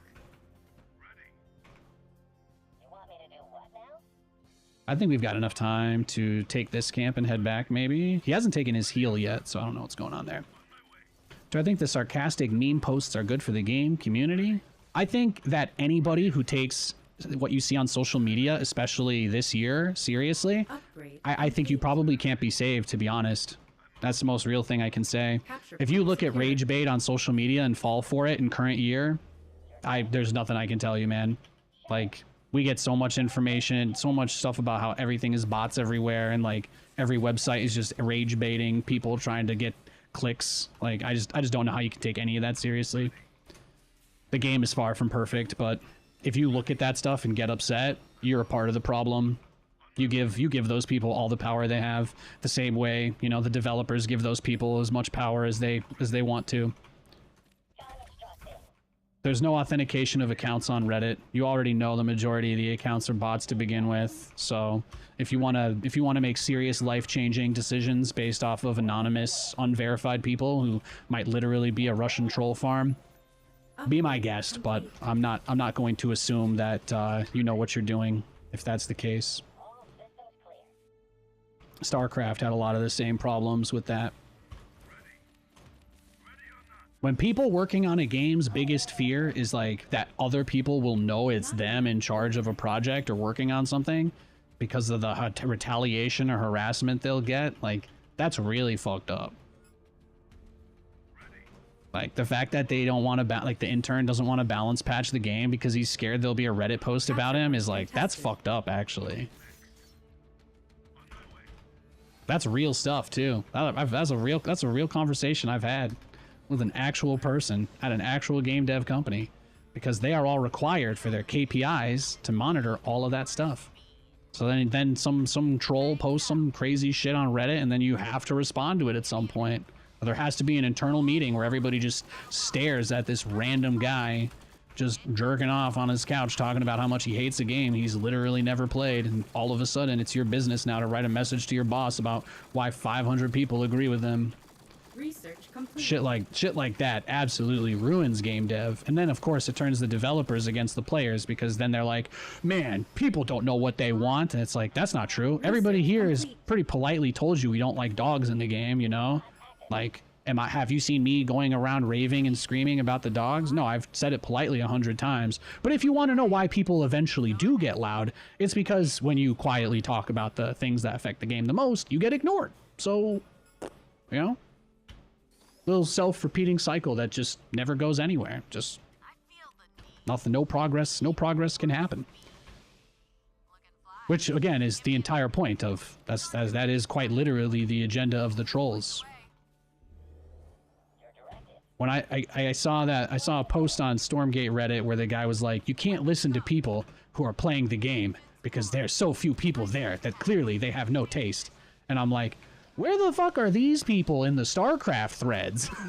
Like, well, actually, the only people who can't have an opinion on StarCraft are StarCraft players, because they're the only people who think it's fine that 80% of games are against barcodes. And I'm like, if you posted that in SC Reddit, you are going so far down. You might even get more downvoted than me there, that's really something.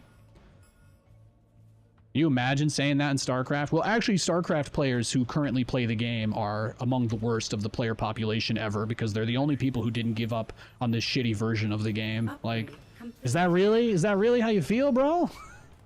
I think I'm gonna say that's a stretch. I think that's a bit of a stretch. I think people just in general talk about anything that they care about, because why else? Even the people that say they hate the game, they still put. Even that was the Foreseer guy, right? Even that guy's got a whole Discord dedicated to hating the game. Even he won't give up on it, no matter what he says. To me, that means something. I think it does. I think it does.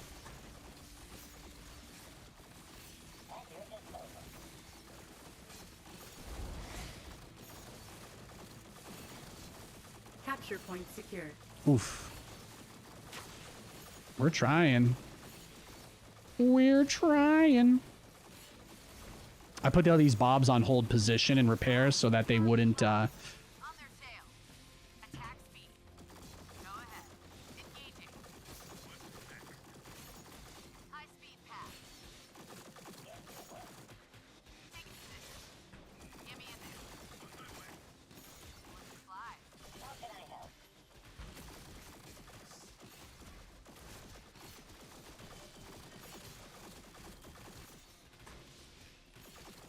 Point the way.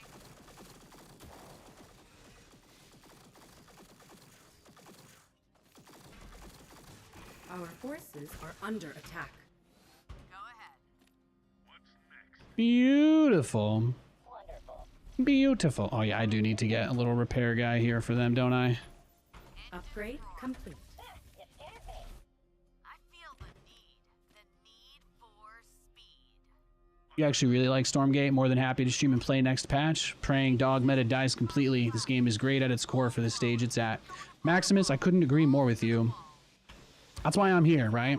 Guy, you know, funny guy comes in the chat and he's like, oh, are you saying that you're a Stormgate hater? And I'm like, bro, I don't know what you think you are, but if you're out here riding my dick and the game's dick at the same time and you're telling me that you're not a believer, I don't know what to tell you. I don't know what to tell you. Anybody who's spending this much time interested in the game, whether they're loving it or hating it, it's clearly invested. Clearly, very clearly.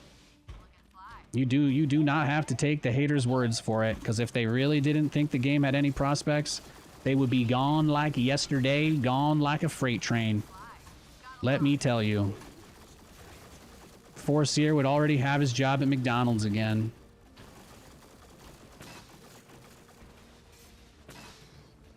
They would be gone.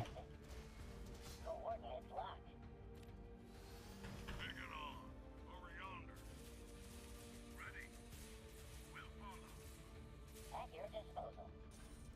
Yeah, exactly, Maximus, exactly. I don't like the dog meta. I'll play in spite of it. I'll play in spite of it. I don't like the dog meta. I'll play in spite of it, but people act like they're you know, keyboard warrior thing. Like, if I go on and talk negatively about this video game I don't like, somehow this will lead to good things for me and something that I actually care about. And I'm like, that doesn't make any. There's no logic there, right? There's not much to take away there. I don't know what you're supposed to really learn from messaging like that, but that seems to be about the only argument these types are capable of mustering as well. Our base is under attack. This has been pretty fun though. It's been a pretty fun game. He's being super Our aggro. forces are under attack. Damn, look at him go. Capture point contested.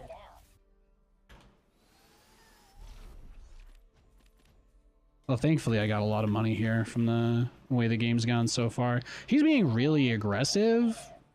But I'm not super worried about that. I'm getting everything I want.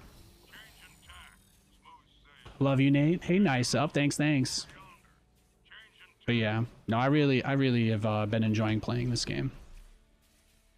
I think the graphics update will be nice. My only complaint is how few people there are to play. I know that obviously affects the quality of my games. So if I could just play against a wider variety of opponents, that's really the only thing that I want. But I also understand that people are less willing to deal with stuff than I am. I'm probably a little more patient than the average person when it comes to this.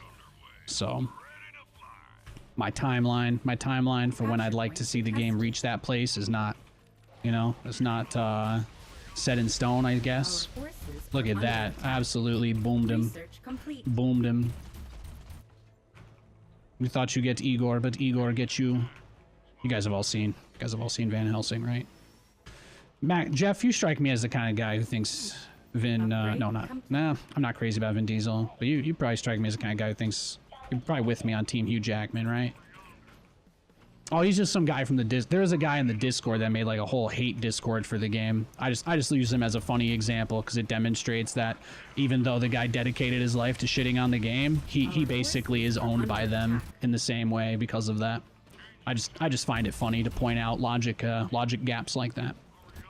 The I hate your game, so I will dedicate my life to doing everything I can to talk about it and endear people to the developers as much as possible by being completely unreasonable. That is hilarious. That is hilarious to me. Our forces are No, I got invited. I got invited to the hater Discord from it too, because I noticed that they were posting some emojis in the official Stormgate channel from a private server there that were pretty derogatory about the game.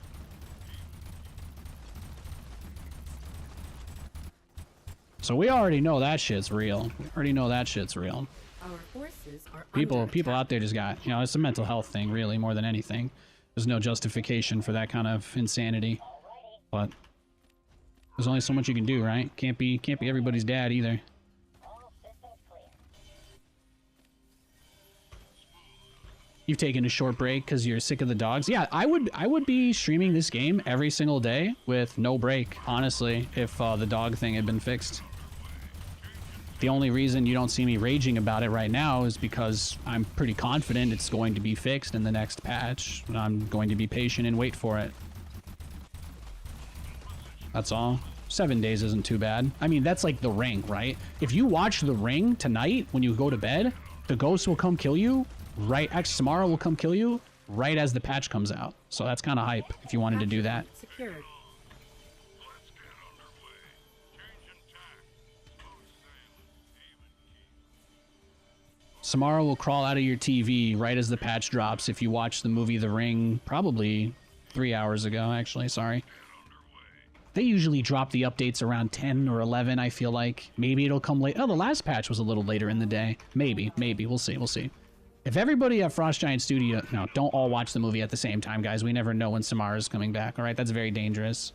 That's very dangerous. Don't all go watch the movie. Somebody has to tell us if they survived or not.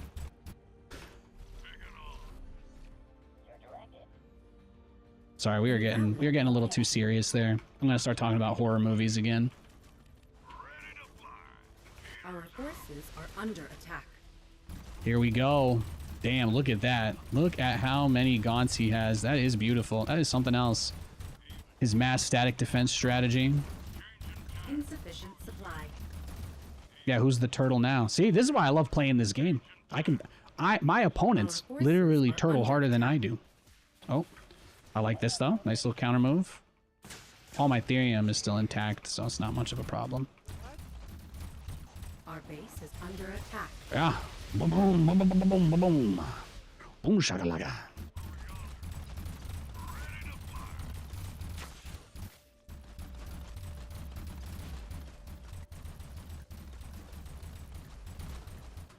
Our forces are under attack. Oh. He might still decay. Oh. That one didn't load. That's okay. That's okay. I think we're still fine. I think we're still good. We're still good. Our base is under attack. Oh, okay, okay. Yeah, so he's just trying to stop me from building these guys. I see, I see.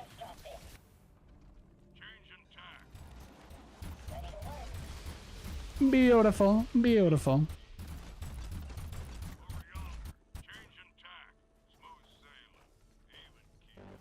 No. Now I come up this way and then go home. Whee!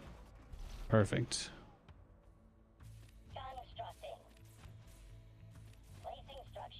Unable to And now I'm gonna batten down these hatches. Easy peasy.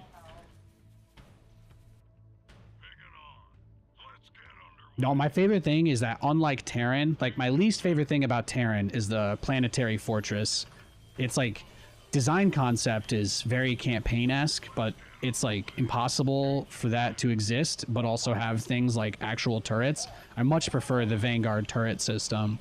It's easier to kill them, obviously, than a planetary fortress in StarCraft, but I just never really liked that your ability to expand on the map was only limited to where you could place command centers, and it also doesn't really feel fair that the only static defense that you really see get built, it happens to be, you know, 1500 health with an absolutely unholy amount of armor and damage. So those are some other things I really like about playing Vanguard that keep me coming back. But when you want to play like, you know, any kind of style, any kind of slower or macro style as Terran in StarCraft, you typically have to make planetary fortresses, and they slow your economy a lot. But you don't typically get the choice between planetaries and other static defense, because the only option you have is you could put Marines into bunkers, but they cost supply, so it's very different, right? But there's not a lot of supply-free static defense for Terran and SC2, except the very powerful planetary. But like, I don't like having all or nothing solutions to my problems either. On this game, I have plenty of opportunity to get out, harass, retreat, poke, prod. These are things that I really love. Our forces are under attack. Yeah, I don't have to engage the main force. Now, for the smart thing for him to do here is going to be, yeah, he's going to go to a crazy amount of Shadow Flyers, so I don't think we need to build any more of those guys. We just get the rest of our duders up, and we should be okay. Although this amount of static defense is comical. This is what Protoss and Zerg players do. They drop 7 spines or 5 cannons. What if I just want to do the equivalent of that? Maybe I don't want to build a planetary. So you can see the design for Vanguard's a little more my flow. My opponent is the turtle, even though I'm the one playing mech, and that brings me tremendous joy. That brings me tremendous joy. I probably shouldn't move these out until their thingy is done, though. And honestly, we need another starport right in the middle of this here for them to return to. So it's, yeah, just pop that. Got another like 30 seconds until I can use return to hangar again. Capture point contested. Still here. Following. Capture point secured. Oh, look at this. He's just throwing away gaunts. He's just gonna throw away gaunts. That's amazing. I feel the need for speed. Oh, this is his plan. Okay, okay, I get it now. I get it now. His plan is to like somehow base trade me with this dragon right here, I think, is what he's trying to do. Our forces are under attack. I think that's what this is. I think that he thinks this is his move. Well, let's do it then. Let's go. Throttle it. Get me in there. Look and slide. Go ahead. Our forces are under attack. Got a lock. Our base is under Yeah, let's attack. go, baby. This is it.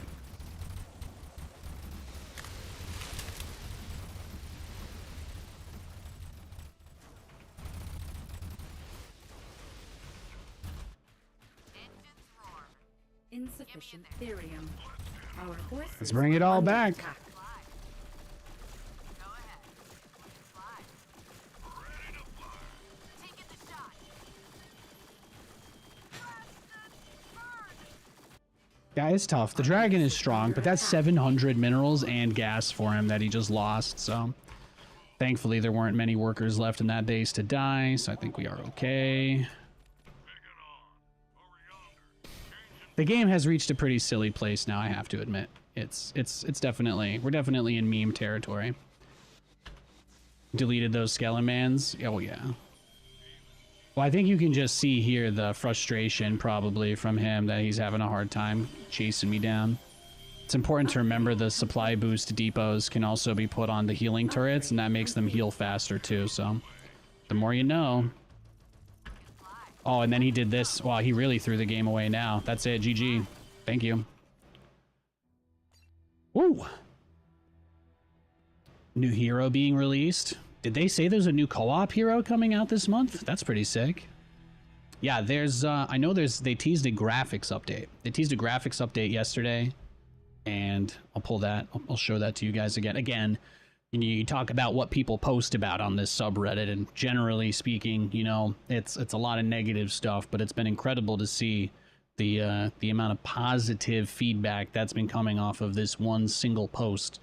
This is the only teaser that we have. This right here, to the best of my knowledge, is the only thing we have from the next patch. I have not seen anything else.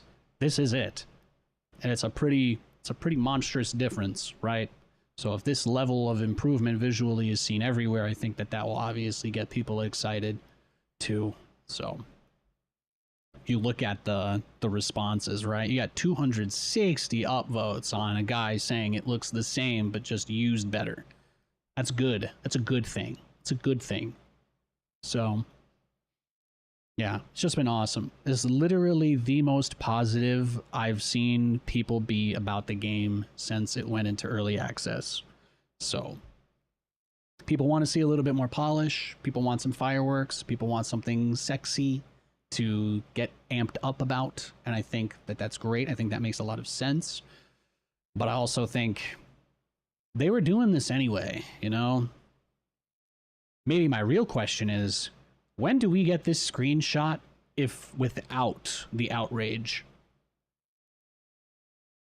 That is maybe the question I would ask. How long would it have taken to get this level of graphics update without all the bitching and moaning? Is maybe the only question worth actually asking, because this is clearly what people wanted. This is the only thing that's gotten a generally completely positive reception. So, you know, it's stuff like that. It's stuff like the camps being the same from the earliest beta builds. Stuff like that is, I think it's a big deal. I think it's a big deal. A lot of people care about the visuals. When the meta got completely shifted into mass dogs and camps, again, at no point in the beta, at no point in the alpha were we getting money for killing camps, right? These were like crazy changes that were only thrown into the public arena and were immediately rejected. But you see them do something people like, and the positive comments come pouring out. So many negative posts in this Reddit. People just angry about so much no matter what, but crazy, crazy amount of people excited about this. It speaks volumes. It speaks volumes.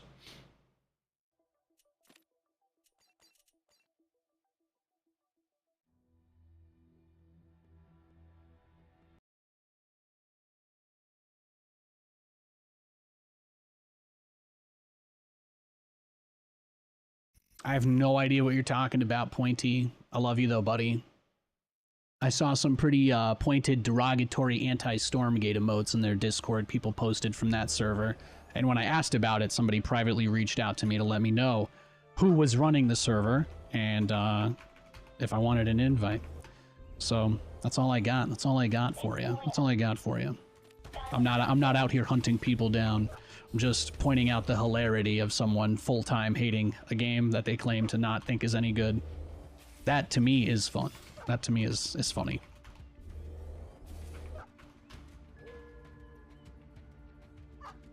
It's like doing your hair before you go to school so you look good when you yell at somebody, right? And bully them.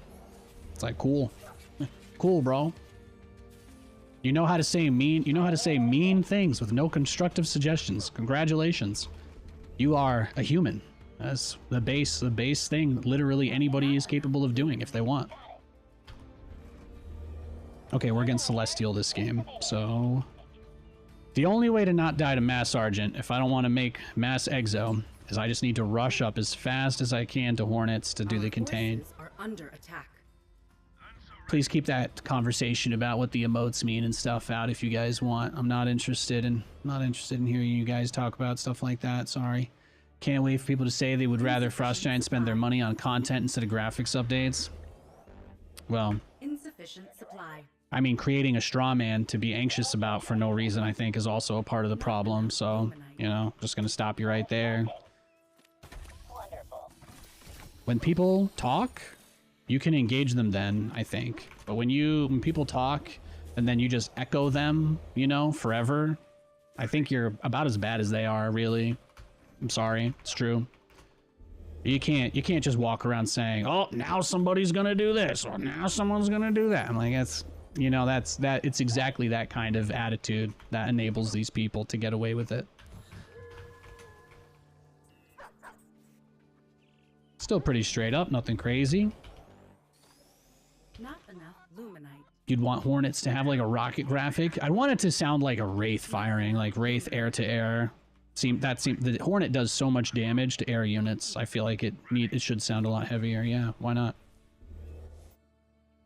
I think I've told you guys this, but disclaimer before you ask me my thoughts. I mean, to me, feature-wise, we're still pretty close to about beta as we can really be. So, I don't really treat anything like it's even remotely close to done or in final design. So, if you're like, Nathan, do you think units need a sound improvement? My answer in general is obviously yes.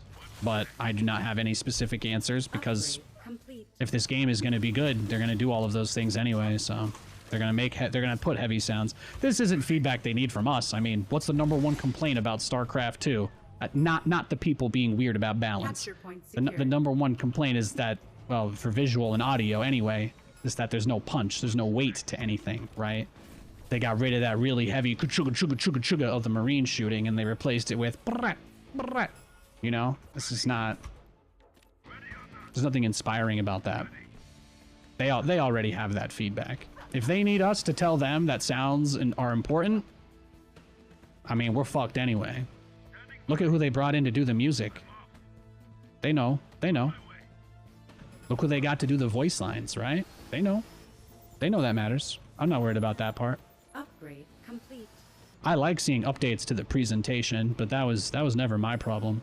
I was always under the impression that if the launch went really well, again, the flashy stuff probably would have been held off as long as possible so that they could make it as cool as possible, which to me was obvious, but to people who don't understand game development, they saw the first version and they're like, the graphics are gonna be like this forever? And it's like, no, obviously not, but doesn't stop, you know?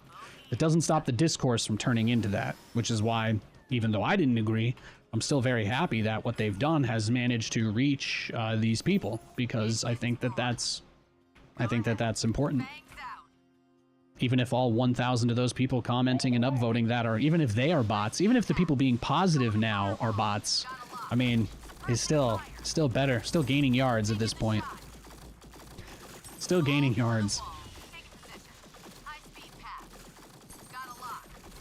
Full blower. Carbon cloud. Look, I know this doesn't seem fair, but I have to skip every VVV I get because of how bad that matchup is, so Firewall. Got you're just gonna have to let me take my trauma out on you, because I only get to play one matchup in this game. Well, two. I only get to play 2 matchups in this game, sorry. Our forces are under attack. Go ahead. Bangs out. Combat maneuvering. Point the way. Yeah, losing the Hornet probably costs me the game, though. I don't actually think you can afford to lose any of them with this. Taking position. I feel the need for speed. Got a lock. Full blower. Carbon Our cloud. forces are under attack. Engines roar. But yeah, if anybody wants to lose, hey, I love making free money. If there are any doomers in the chat and you wanna like, we'll get like a crypto smart wallet transaction so neither of us can back out. But if any of the assets that are in the game right now that I'm playing, if these are the final assets in a year, by all means, take my money, Weapons take it. up. I do not see the majority of things lasting in their current state. And based on the preview, we already know the maps are about to change completely as well, so that'll be really nice. How can I help? They're gonna look a lot better. I'm hyped for that.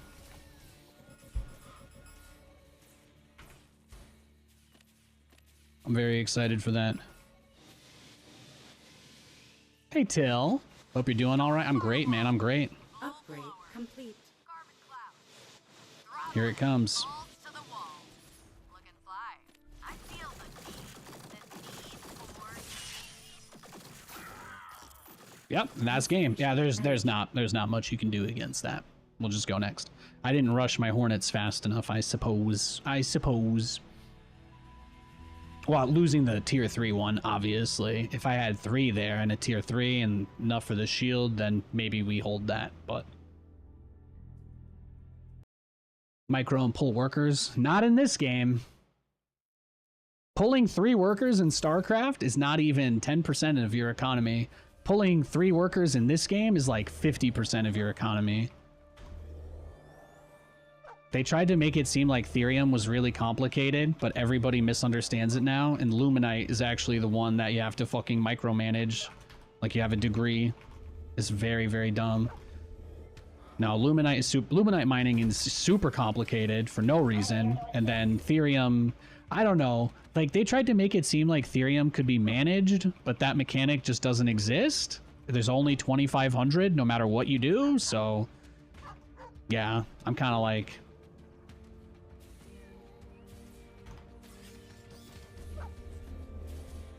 When I have a conversation with a developer and they're like, well, Terran would do this. I'm like, pulling one fucking worker isn't 10% of your economy if you're Terran. If I pulled one, even just a Bob to build that, right? That's like a huge amount of my economy. To make this depot to go down, that's 10% of it right there, you know? And these guys aren't even mining while these guys are going, so you don't get full efficiency out of all of them. You can literally only ever have like 6 or 7 Bobs mining at 100% efficiency. Like, it's not even remotely close to StarCraft or Terran economy at all.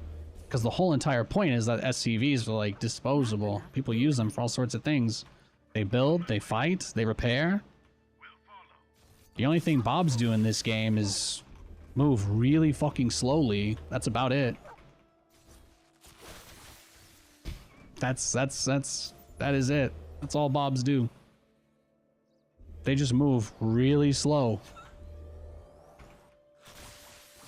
Then you play Celestial and you're like, well, you have flying workers and your base mines, so you don't have to worry about worker harass. Or then you play Infernal and you're like, oh, my workers automatically heal near my base and they have range. And then you're like, yeah, just pull 3 Bobs, you know, just pull 40% of your economy because your opponent sent 3 dogs into your base, and now it's impossible for you to ever catch up economically. It's like, stuff like that, you know, that's more, I have concerns about the game design from that perspective, because I actually feel like they made it seem pretty intuitive to deal with worker harass for the other races, and then for Vanguard they're like, yeah, fuck these guys. They're like, well, Terran had bunkers, and bunkers were really strong, and even though we don't have bunkers or walls in this game, we're just going to pretend like Vanguard is Terran for no real reason, and then give them as many disadvantages Terran-based as you can. And then you're like, okay. But, like, you know, that kind of affects how people enjoy the game, too. So, it's tough. It's tough. But it's something I would give them high praise for. Celestial and Infernal, they did a really great job of shoring up macro for those guys. They did. They did. It doesn't... You can pretty easily or safely expand almost every single game with those. But Vanguard, well, if you get Isle of Dread or any map that doesn't have a direct ramp down to your natural, you know, you're back in Wings of Liberty. So, you know, stuff like that doesn't give me confidence that they have a super great understanding of how the game flow is supposed to be. Somebody mentioned Noni's video earlier, but I agree with him on a lot of those points. Like, either we accept that we're still in a beta phase where we throw shit at a wall and see what sticks. If you communicate that, that's one thing. Totally understandable. But if you're like, well, we're in the polishing state and we have a lot of concepts nailed down that we already really like, that's completely different. And maybe that would be considered a hot take, but I think there's a huge difference between we're willing to completely flip the entire economy of the game on one patch versus we have a pretty good idea of what role we think camp should have in the game. But we don't really see that. So that's where my concern primarily comes from. And we did kind of have a last-minute patch. We did kind of have a patch come out, like, in mid or late August, that they just didn't touch the dogs on at all. So, I think they'll fix that in the September 17th patch, but yeah, no, I mean, the damage that meta has done to people's opinion of the game and the design is probably going to take some time to undo. We'll be making jokes. We'll be making jokes about that forever. Just be glad we don't have any commentators making Mike Vick jokes for the events, you know? High speed pass. Looking fly. Carbon cloud. You think the Terran Supply Depot was genius design? Oh, it's awesome. It's awesome. Anytime I'm having a conversation with a Stormgate developer and they try to mention Terran, I just the only thing I say is we don't have depots. There are no supply depots in this game. The habitats are great. I got nothing against. I actually think habitats are a very unique and original design as well. But I also don't think that they're even fucking close to a supply depot. It's not even close. The entire dog meta would literally not exist if it wasn't for the fact that Vanguard has no fucking way to wall off. And our wall building, you know, if you were going to wall off with habitats, it can't move, it can't be closed, and it takes bonus damage from the dogs too. So it's like there's literally no argument you can make about how they're even comparable. Are they both square buildings that give supply and cost 100 minerals? Like, is that it? Is that your barometer?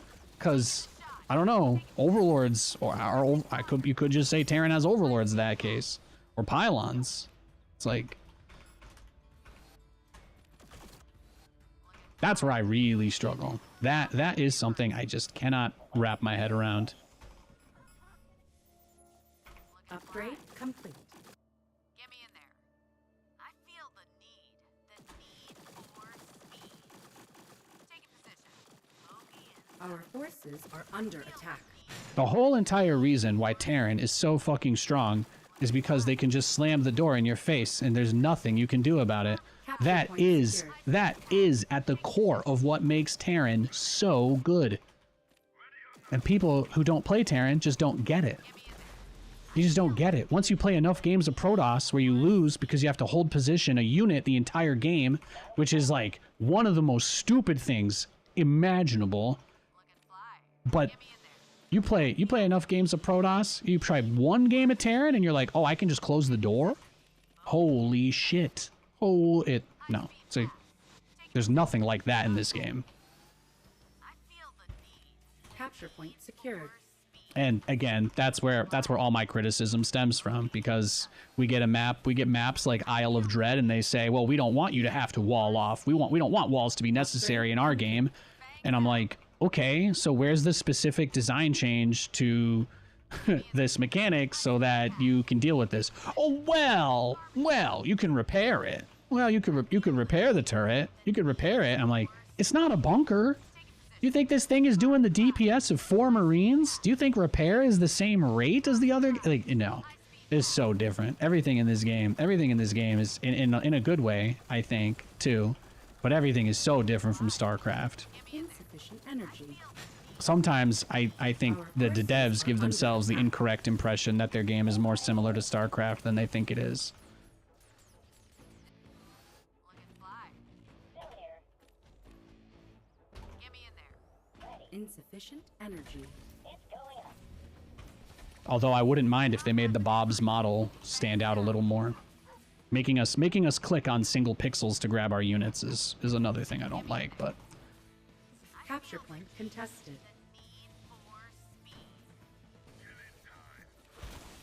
hopefully a week from today, every game I play isn't just 8 to 10 minutes of killing creeps and doing nothing. Nate, you seem tilted. I got feelings, bro. I got feelings. What about you? What about you? Capture point contested. I'm going good thing, bad thing. I'm going good thing, bad thing, okay? Capture point You secured. can't pick and choose, all right?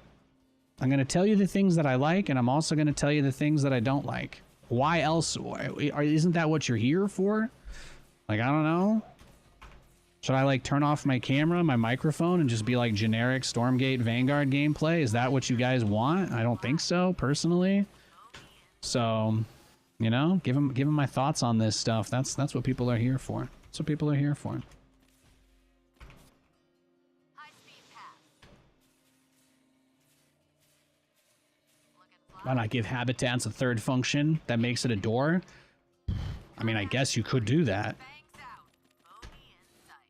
High-speed Then it goes back to my greatest thing that killed me inside about StarCraft 2 development, which was, well, we can't have a Goliath-like unit in the game, because then that would mean admitting that Brood War did it better. And I'm like, it's a different game. It's a different game, baby. It's a different game. Do I really have to grow old and die never using a modern version of the Vulture in an RTS because people are scared of stepping on the laurels of some other game? Like, bruh, what the fuck, man? Stuff like that it's just crazy. It's just crazy. It's hard to understand what motivates some of that decision making. carbon cloud. High-speed path. Taking position. Get me in there. It's funny sometimes to think about the stuff that people begged for that they just got ignored on for a really long time. Obviously, Broodlords and Swarm Hosts were like the biggest ones, Upgrade but people complete. beg. I think people probably still post there asking about Goliaths once a year. I would not be surprised. Why not give Protoss some kind of door? Why not give Protoss some kind of door? What's the point of making everything so needlessly difficult that you can't sustain enough of a player base to even fund your own shit? Ethereum. What kind of weird moral battle are you trying to win? Being like, I'm just gonna tank myself so that I can say that I was working harder. Ho ho ho! I'm like, what is this? What is this weird ass logic? You know? I don't dig it, man. I don't dig it. Insufficient therium. Clouds. I feel the need for speed. Ready to work. Placing structure. Looking fly. Capture point secured.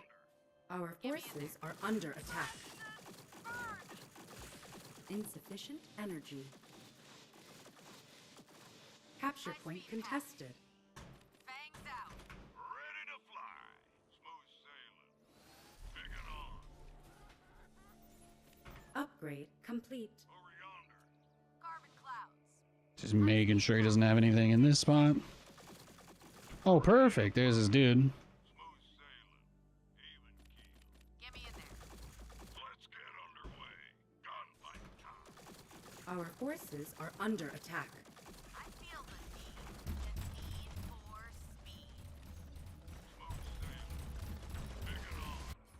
Insufficient. Yeah, he's got everything focused on this.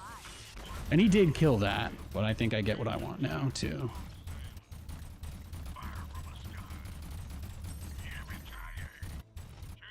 It's important to take out the batteries, because that's essentially their supply system. Insufficient therium. Send him home, send him home, send him home. You tried. It's okay, Archangel guy, you tried. Everybody in chat saw it. Insufficient energy. Everybody in chat saw it. Nobody thinks you're a loser. You're fine, you're fine. It's going up. All systems clear.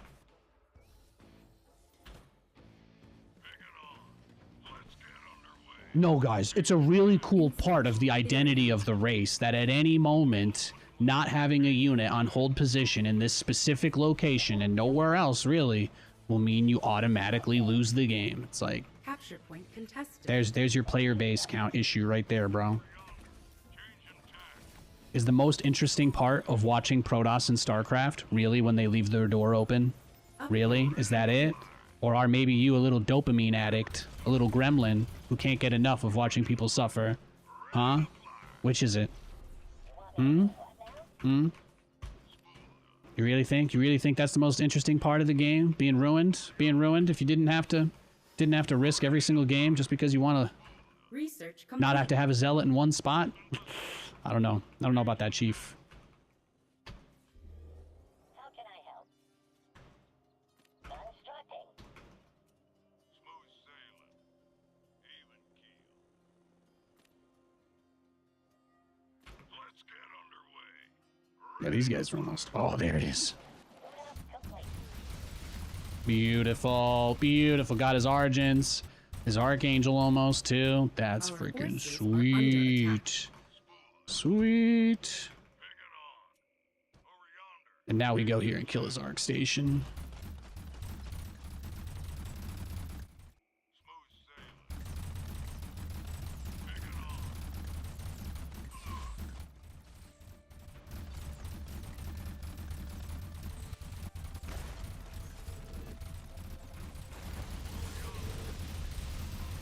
There we go, got his Archangel.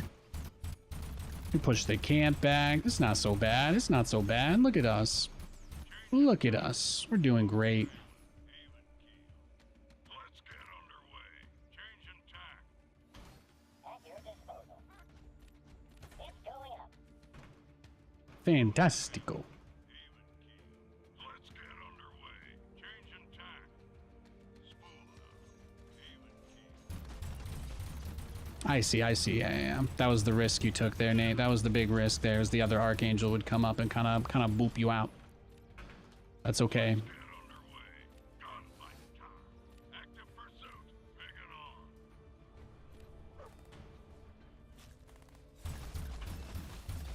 on. Perfect. Plotting course.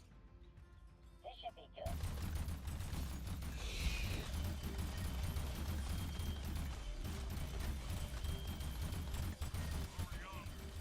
Ready to fly.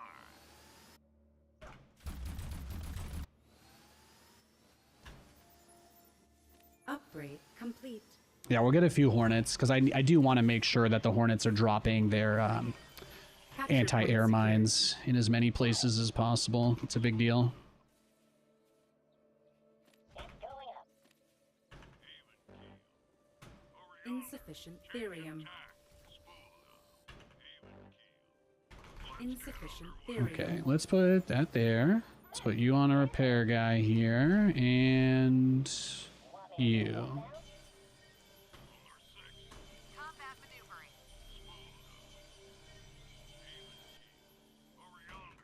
Research complete. Ready to fly. Bogey in sight. How can I help? Constructing. I feel the need. There he is. There he is. Get me in there. I feel the need. Damn. Your directive. Constructing. No, he's got a lot. Picking on. Over yonder. Changing tack. Smooth up. Even No, just clear as much of this out as possible. Blow that up. There you go. Blow that ish up. Our forces are under attack. Boom, boom. Yeah, I mean, I think I actually can take out the archangels if we do it like this. I don't know how much those cost though, right? Relative to my guys. I guess that's maybe the only thing really to keep in consideration. Got any more Therium boys for me here, big boy? There you go. Thank you. Our base is under Beautiful. attack. Our Good. forces are under attack. Good. Good. Get me in there. It's going up. Oh, not what I meant to do.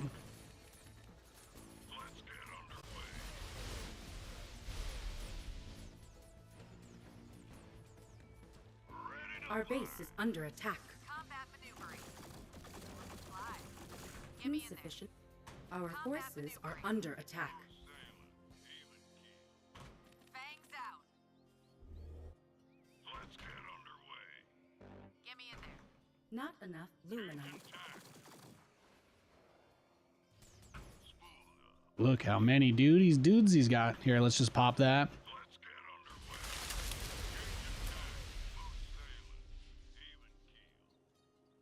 Ready to work. Capture point secured. Combat maneuvering. Taking position. What a bizarre game we've gotten ourselves into, huh? Get me in there. Combat. Is that it? He's just trolling the middle. He's just trolling the middle of the map.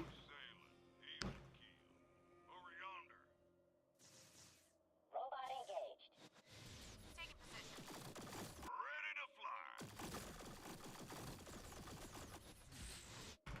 Our forces are under attack. Bogey in sight.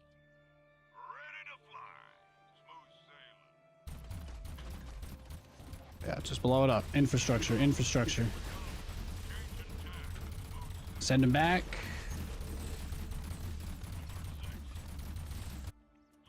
Our forces are under attack. I'm here to assist. Combat maneuvering. Yeah, he's cooked. I got multi-prong helicarrier harass now. It's over. High-speed path. It's over. It's over, you idiot.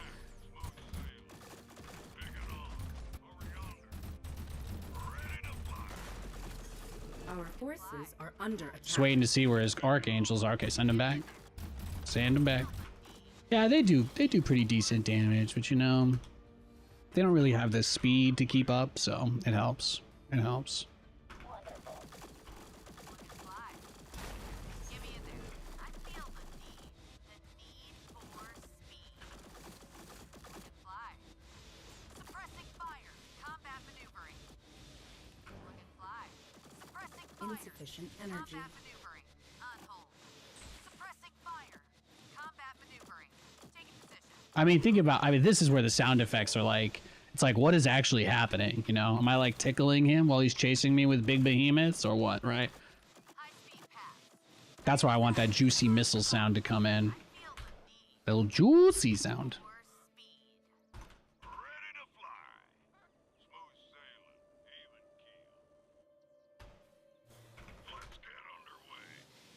Looking fly.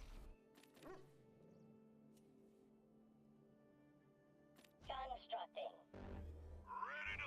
Insufficient energy. Further instructions. Our forces are under attack. Here we go. This is it. This is his opportunity right here. This is his big moment. I feel the need for speed. Let's get it. This is his base trade opportunity. That's why he goes for the base trade. Looking fly. Our base is under attack.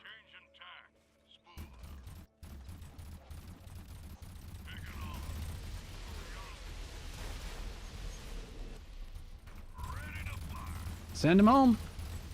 Send him home. Good try, though. Good try, buddy. Good try. Hey, I know that meant a lot to you. Hey, meant a lot to me, too. I understand. I understand. Insufficient energy. Path. Fangs out. Carbon clouds.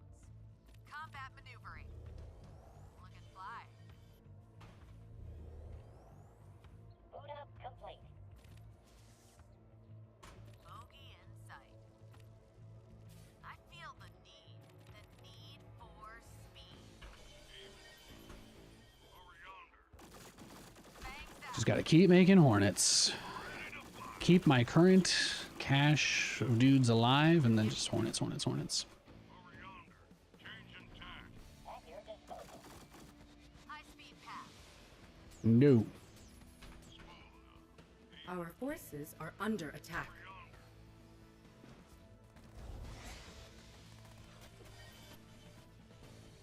Let's go. Bogey in sight. See what he's got. Still here. Placing structure.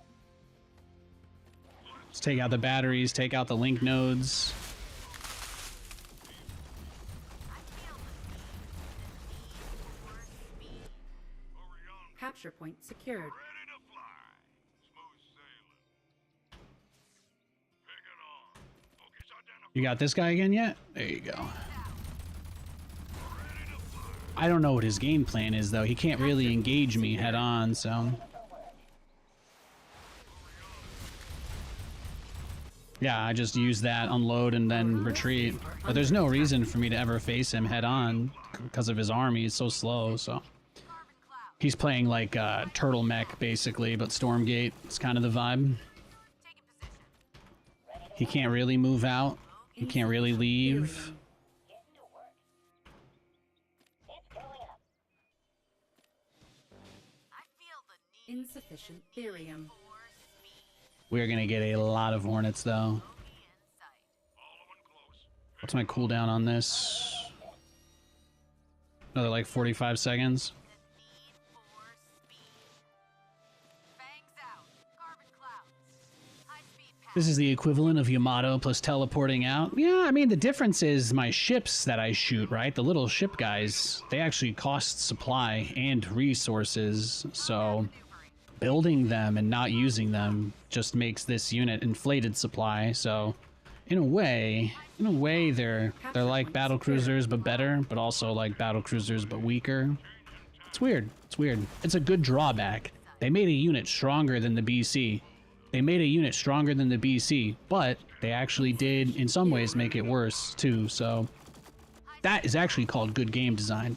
It's finding some of the things you like about a unit and then kind of trying to make it so that the things you don't like about them are maybe not as big of an issue, right? And that's so important.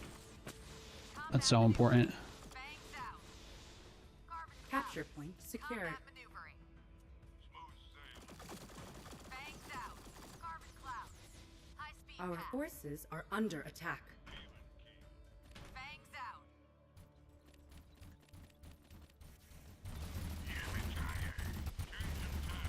Capture point secured.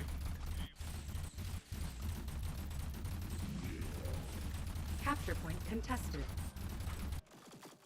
Combat maneuvering. Our forces are under Well, attack. there you go. Another hearty attempt by him. Insufficient energy. High speed path. Taking position. Carbon cloud.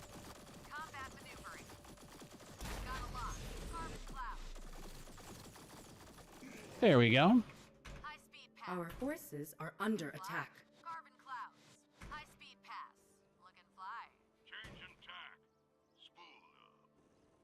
No, but he's just being bled out very slowly. I have no idea what it is that he thinks is going to happen, but How can I help? he is cooked. I guess I could get more starports. Constructing. Constructing. Bogey. Capture point contested. Over yonder. Changing tack. I feel the need. The need Capture point. Yeah, he's lost. just flying into my mines now. Smooth sailing. Our force. Capture point lost. And there you go. All of his guys are dead. Beautiful. Beautiful. bogey in sight.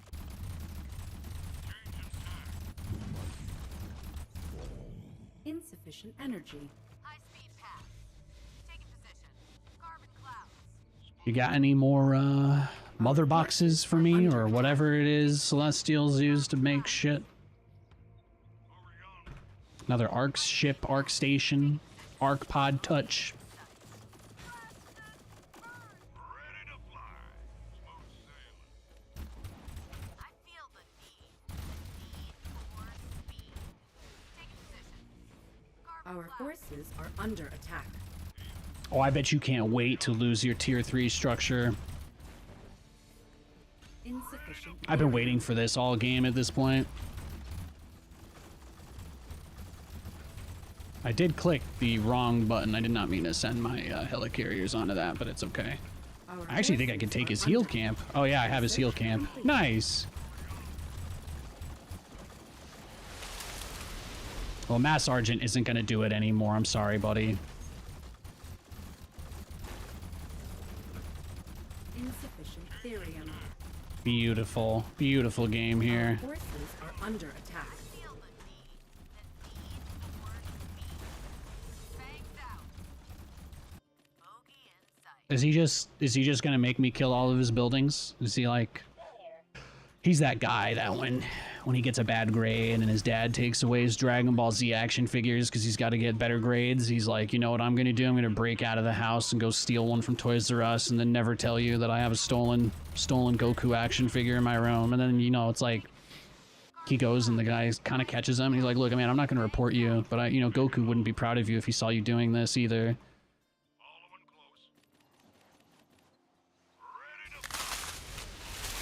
That's what he's doing right now. He thinks he's being cool. He thinks he's being cool, but he's actually seething, unfortunately. There it is. There it is. Story is awfully detailed, happened in real life. I don't know. My favorite Dragon Ball character is Vegeta, so that's gonna do it for today. It was a pretty good stream. Pretty good stream today. Thanks for hanging out with me, guys. Thanks for hanging out with me today. It's an adjustment, getting used to, you know, waking up, working, and then coming on and doing the stream stuff. So it's something that I want to continue to do. I really enjoy doing this, and I think that Stormgate it's in a rough place, but the next patch gives us hope. Fingers crossed, right? Fingers crossed we keep moving the ball and gaining yards. That's all we can try to do. But that's going to be it for me tonight. I'll see you guys tomorrow.